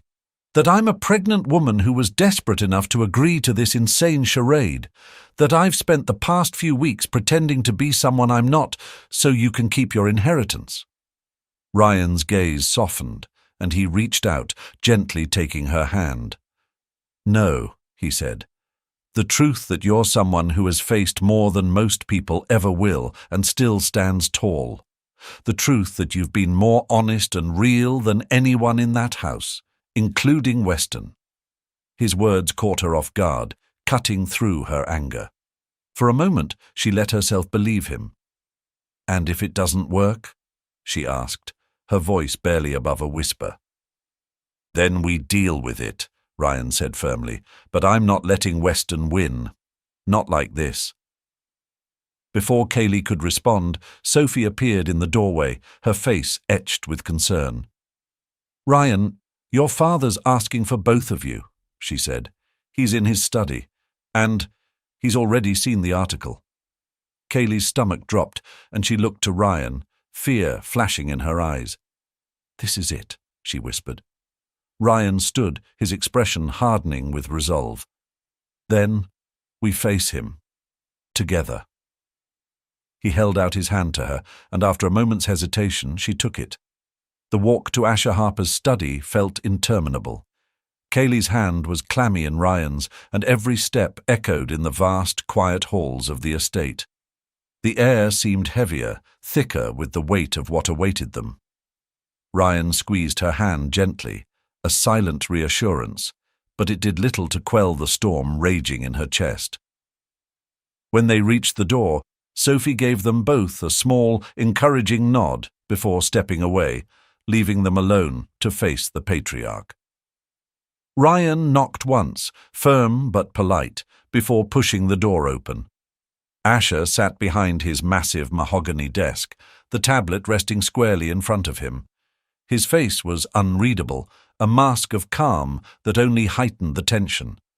He didn't immediately look up as they entered, instead tapping the screen as if reviewing the article for the 100th time. "Close the door," Asher said, his voice steady but cold. Ryan obeyed, guiding Kaylee into the room before shutting the door behind them. She felt the weight of Asher's gaze as it finally lifted from the tablet to settle on her. His piercing blue eyes, so similar to Ryan's, yet so much colder, bore into her, and she fought the urge to shrink under his scrutiny. "Sit," Asher said, gesturing to the chairs opposite his desk. They both sat, Ryan's posture straight and calm, while Kaylee did her best to mirror his composure.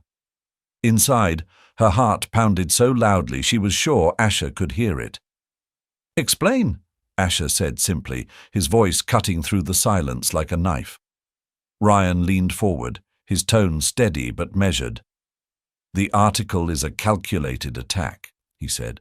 "It's filled with half-truths designed to damage Kaylee, and by extension me. It's Weston's doing. We're sure of it."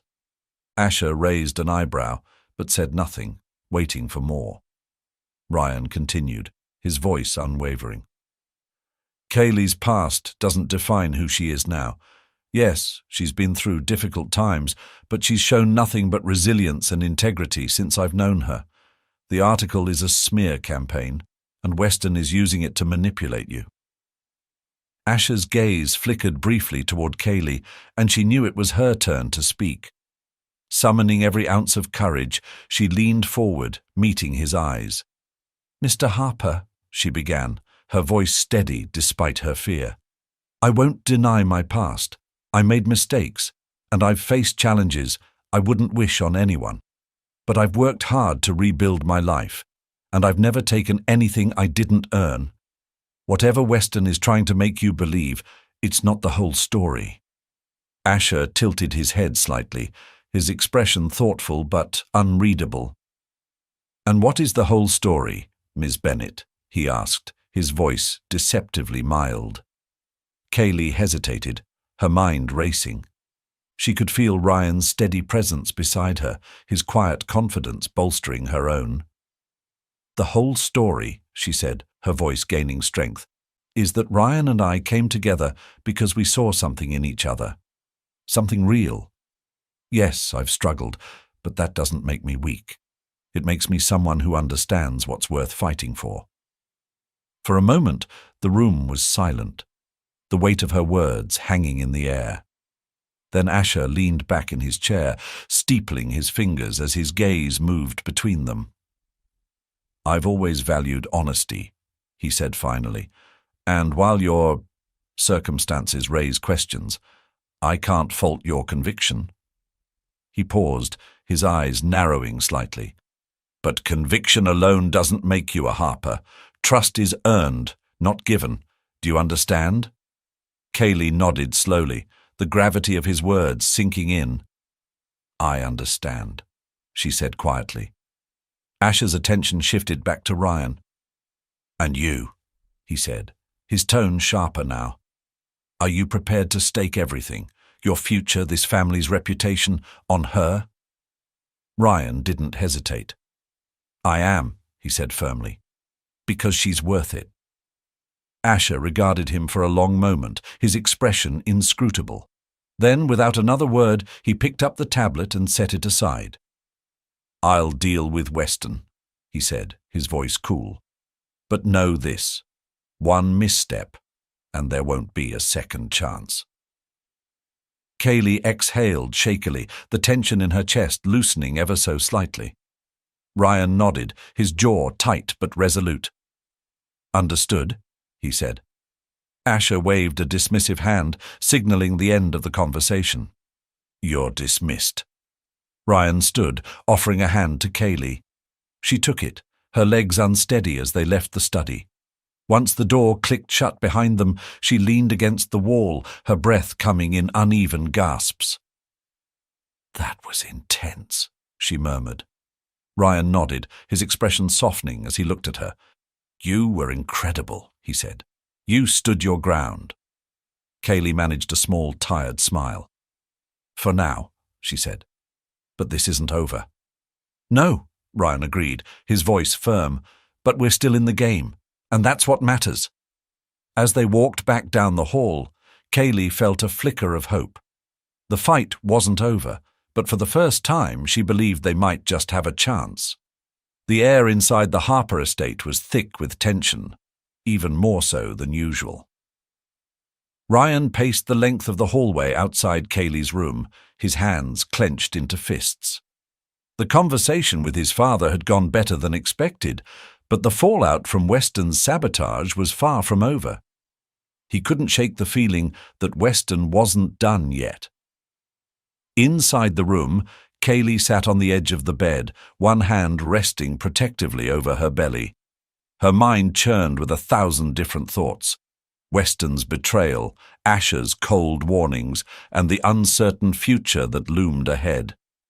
The walls of the estate, grand and imposing, felt more like a cage than ever. A sharp knock at the door jolted her from her thoughts. Before she could respond, Sophie pushed the door open, her face pale and drawn.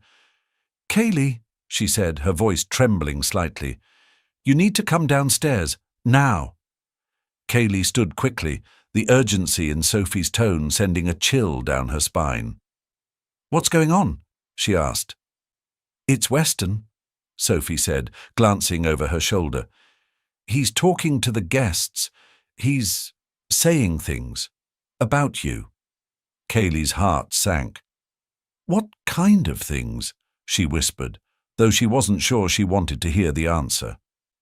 Sophie hesitated, her eyes darting to Ryan, who had stepped into the doorway. "He's calling your integrity into question," she said carefully, "insinuating that your relationship with Ryan is transactional." Ryan's face darkened, a fire sparking in his eyes. "That's enough," he said, his voice low and dangerous. "He's gone too far." Kaylee swallowed hard, her legs suddenly feeling unsteady. "I can't face them," she said, shaking her head. "Not after everything." "Yes, you can," Ryan interrupted, stepping forward and taking her hands in his. His touch was firm, grounding. "This is exactly what Weston wants, for you to retreat to let him win, but we're not going to give him that."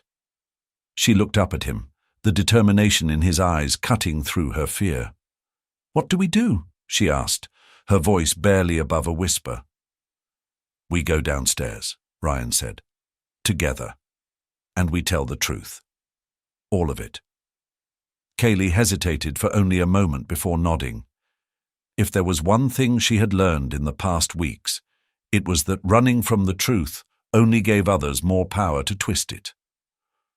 "Okay," she said, her voice steadier now. "Let's do it." Sophie led the way as they made their way down the grand staircase, the distant hum of voices growing louder with each step. By the time they reached the edge of the main hall, the scene before them came into focus. Weston stood near the fireplace, a small circle of guests gathered around him. His voice carried easily over the room, laced with feigned concern. "And while I'm sure Kaylee has her reasons," Weston was saying, "it's important for all of us to consider what's at stake here. The Harper legacy isn't just about money, it's about integrity." Ryan's voice rang out like a crack of thunder, silencing the murmurs of the crowd. "You want to talk about integrity, Weston?" he said, his tone sharp and cutting. "Let's do that." All eyes turned to Ryan and Kaylee as they stepped into the room. Weston's smug expression faltered, though only for a moment. "Ryan," he said smoothly, "I was just spreading lies about Kaylee," Ryan finished for him. Again. Kaylee felt the weight of the crowd's gaze, but Ryan's presence beside her gave her strength.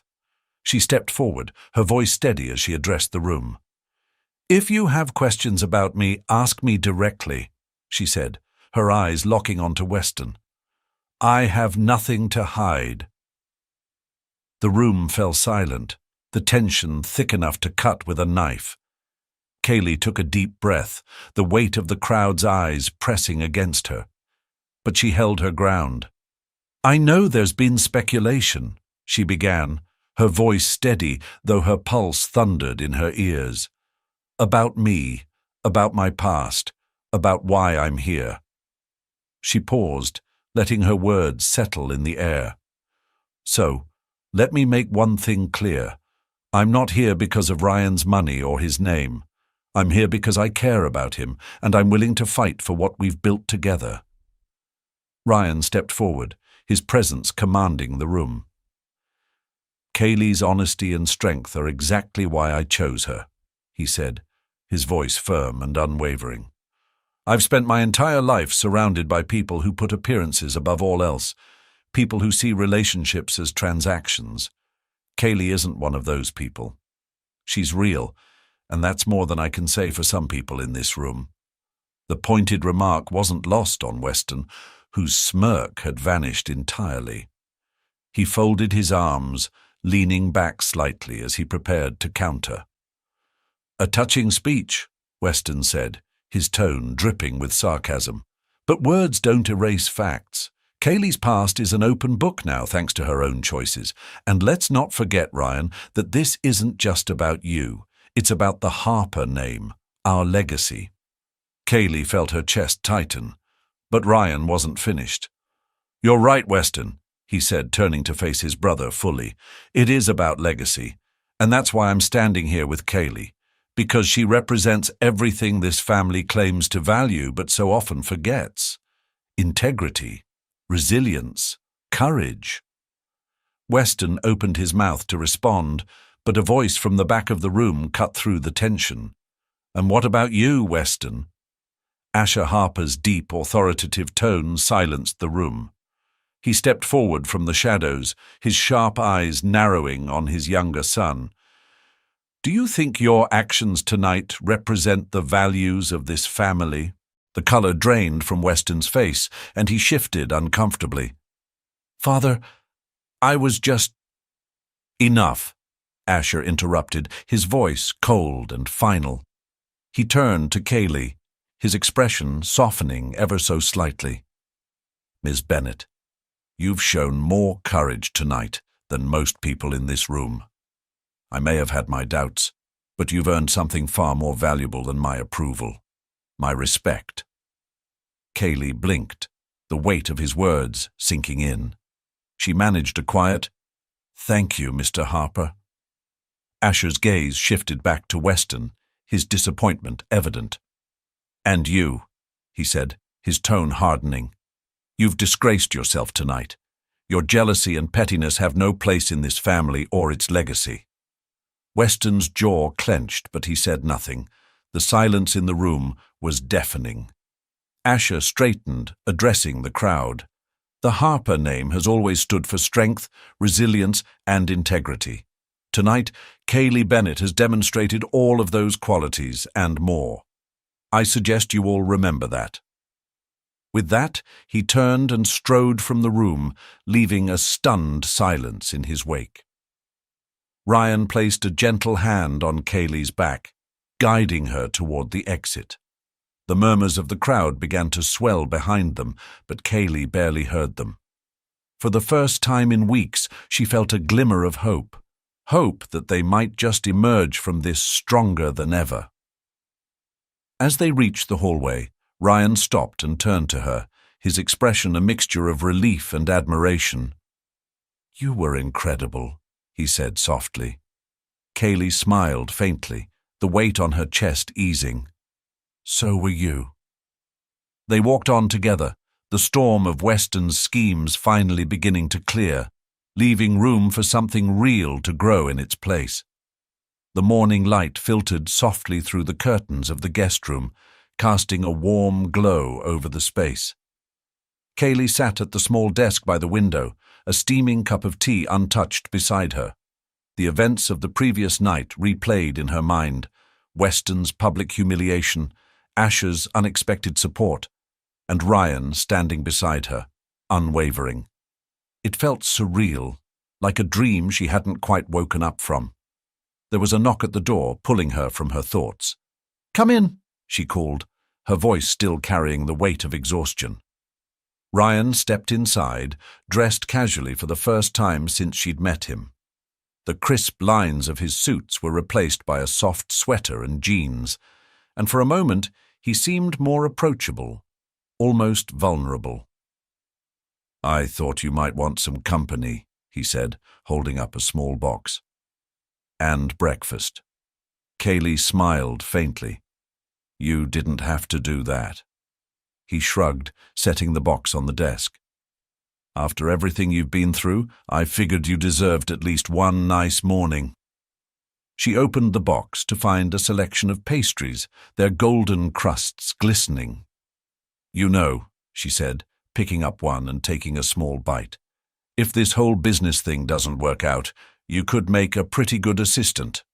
Ryan laughed, leaning against the wall. "I'll keep that in mind." For a while they sat in comfortable silence, the tension that had defined their relationship for weeks finally beginning to dissipate. But Kaylee couldn't shake the feeling that something still lingered, an unspoken truth between them. "Ryan?" she began hesitantly, setting the pastry down. "Why did you really stand up for me last night? Was it just for the deal? To prove something to your father?" Ryan looked at her, his expression serious. "At first, yes," he admitted. "When this started, it was all about the inheritance, about showing my father I could handle the business, but now—" He paused, searching for the right words. "Now it's about more than that. It's about you." Kaylee blinked, her heart skipping a beat. "Me? You've been through so much," he said, his voice steady but soft. "And instead of letting it break you, you've fought back. You've shown more strength and integrity than anyone I know. Last night wasn't just about proving something to my father. It was about standing by someone I believe in." The sincerity in his words left her speechless. For weeks, she had told herself this arrangement was just that, an arrangement. But now, sitting across from him, she realized there was something deeper between them, something neither of them had planned for. Before she could respond, Sophie appeared in the doorway, her expression uncharacteristically serious. "Sorry to interrupt," she said, "but Asher wants to see both of you. He's calling a family meeting." Ryan straightened, his relaxed demeanor vanishing. "A meeting? About what?" Sophie shrugged. "He didn't say, but it sounded important." Kaylee exchanged a glance with Ryan, her earlier sense of peace evaporating. "Guess we're about to find out," she said quietly. Ryan nodded, standing and offering her a hand. "Let's face it together," he said. Kaylee took his hand, the warmth of his touch grounding her. Whatever awaited them, she knew they could handle it, as long as they stood side by side.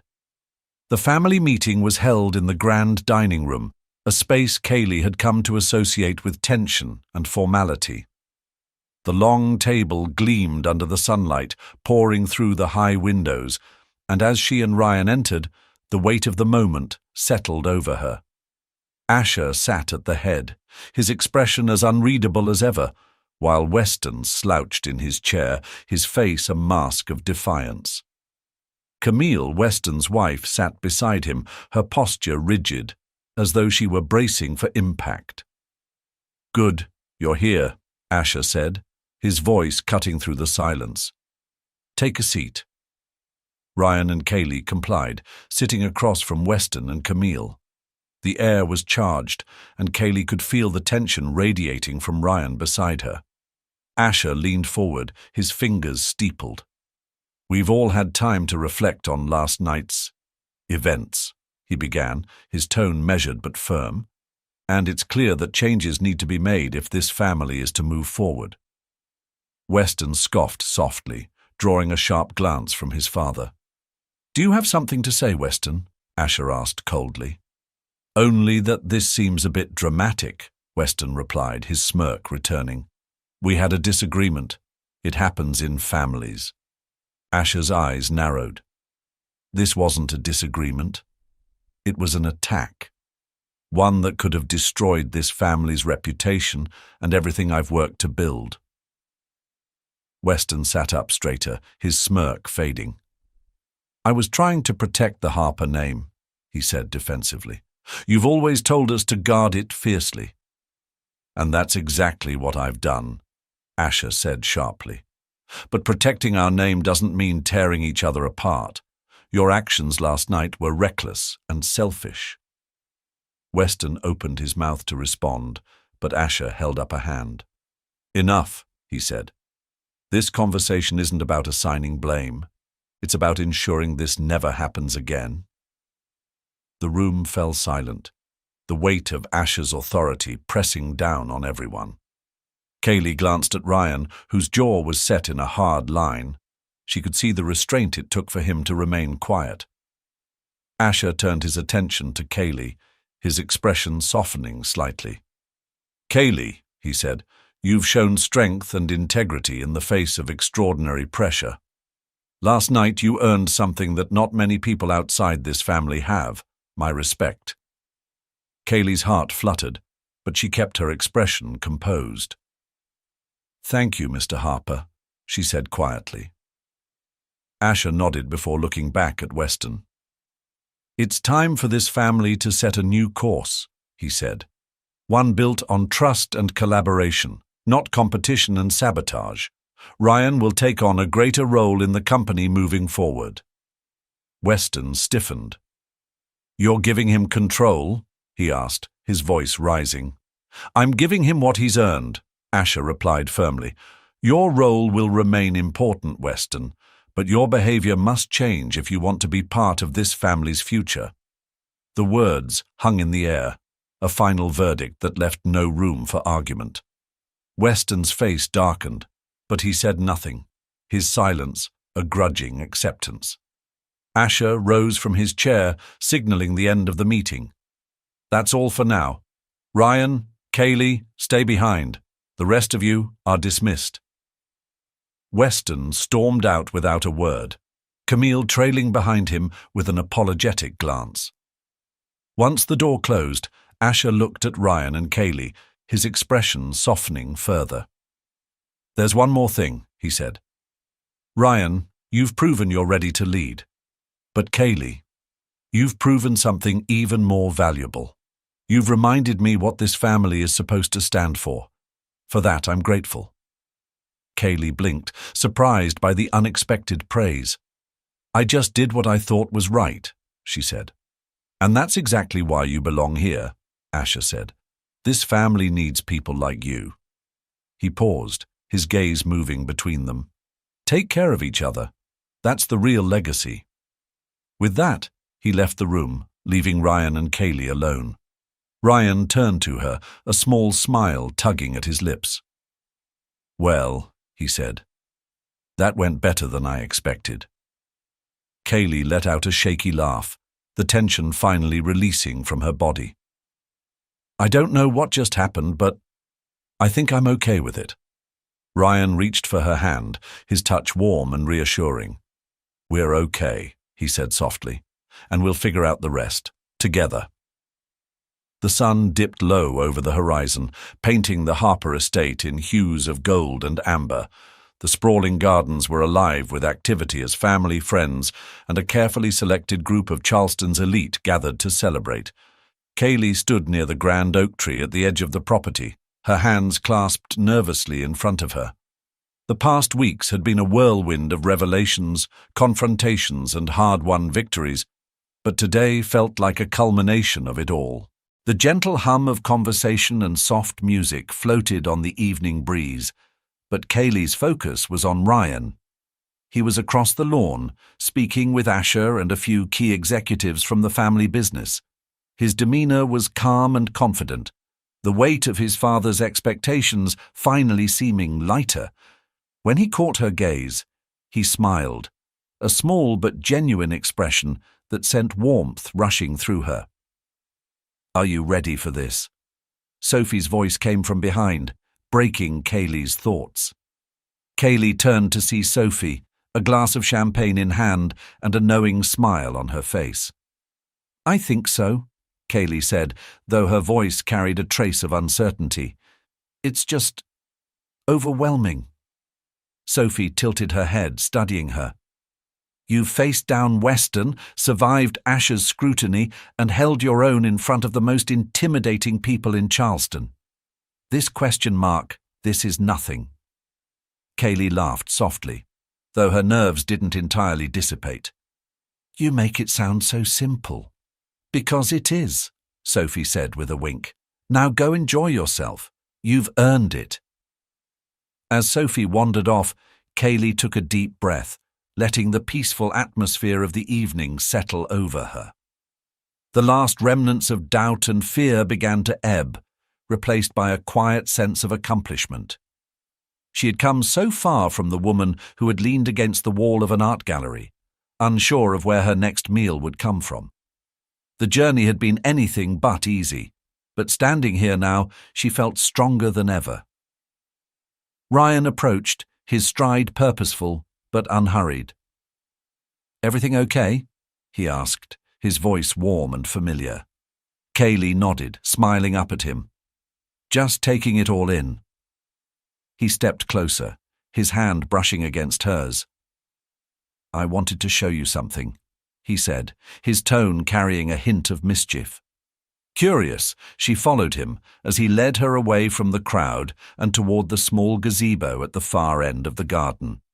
It was draped in soft lights, the glow casting delicate patterns across the surrounding foliage. As they stepped inside, Ryan turned to her, his expression softening. "I've been thinking a lot about us," he began, his voice low but steady. "About everything we've been through to get here. And I realized something." Kaylee's heart fluttered, the sincerity in his tone making her breath catch. "What's that?" she asked, her voice barely above a whisper. "That none of this, none of the business, the legacy, any of it, matters if you're not part of it," he said, taking her hands in his. "You've changed everything for me, Kaylee. You've shown me what it means to fight for something real." Her chest tightened, tears threatening to spill as she looked into his eyes. She opened her mouth to respond, but the words caught in her throat. Instead, she squeezed his hands, letting him continue. "I know this started as an arrangement," he said, his voice thick with emotion, "but it became something so much more. I love you, Kaylee, and I want to spend the rest of my life proving that to you." Kaylee's breath hitched as Ryan knelt down on one knee, pulling a small velvet box from his pocket. When he opened it, the ring inside caught the light, its design simple yet breathtaking. "Will you marry me?" he asked, his voice steady but hopeful. Tears streamed down her face as she nodded, her voice breaking. "Yes," she whispered. "Yes, Ryan, I'll marry you." Cheers erupted from behind the bushes as Sophie, Asher, and half the party revealed themselves, grinning and applauding. Kaylee laughed through her tears, turning to Ryan as he rose to his feet and pulled her into a tight embrace. In that moment, surrounded by light, love, and the promise of a future together, the weight of the past finally lifted. The cheers and applause faded into the background as Ryan held Kaylee close, their foreheads touching. The world seemed to shrink until it was just the two of them beneath the softly glowing lights of the gazebo. Kaylee felt an overwhelming sense of peace, a stillness she hadn't known in years. This moment, she realized, wasn't just about them. It was about everything they'd overcome to get here. As they pulled apart, Ryan glanced over his shoulder at the crowd gathering closer, led by Sophie and Asher. "Looks like we've got an audience," he said with a chuckle. Kaylee wiped her tears, laughing softly. "Apparently we're the evening's entertainment." Sophie bounded forward, practically glowing with excitement. "Oh, come on, you didn't think we'd miss this, did you?" she teased, her grin wide. "It was perfect, by the way. Well done, Ryan." Ryan smirked. "You had something to do with this, didn't you?" Sophie feigned innocence, holding her hands up. "I might have helped organize the surprise, but don't give me all the credit. It was his idea." Asher approached then, his imposing figure somehow softened by the proud smile on his face. "Congratulations, both of you," he said, his voice warm. He turned to Kaylee, a rare glint of approval in his eyes. "Welcome to the family, Kaylee. You've earned your place here." Kaylee's chest tightened at the words, her heart swelling with gratitude. "Thank you, Mr. Harper," she said quietly. Asher shook his head. "Call me Asher," he said. "You're family now." The rest of the night passed in a blur of celebration. The garden transformed into a lively party, with music and laughter filling the air. Kaylee found herself swept up in the joy of the moment, surrounded by people who, despite their flaws and complications, now felt like her family. Ryan never left her side, his hand in hers, his presence steady and reassuring. As the evening wound down, the two of them found themselves back under the gazebo, the crowd thinning as the guests began to leave. Kaylee leaned into Ryan, her head resting on his shoulder, as they looked out over the now quiet garden. "This feels like a dream," she murmured, her voice soft. "It's real," Ryan said, wrapping an arm around her. "And it's just the beginning." Kaylee smiled, letting herself believe him. For the first time in a long time, the future felt like something to look forward to. Together, they had built something stronger than the lies they'd started with, something honest, something lasting. And as the stars glittered above them, Kaylee knew they were ready for whatever came next.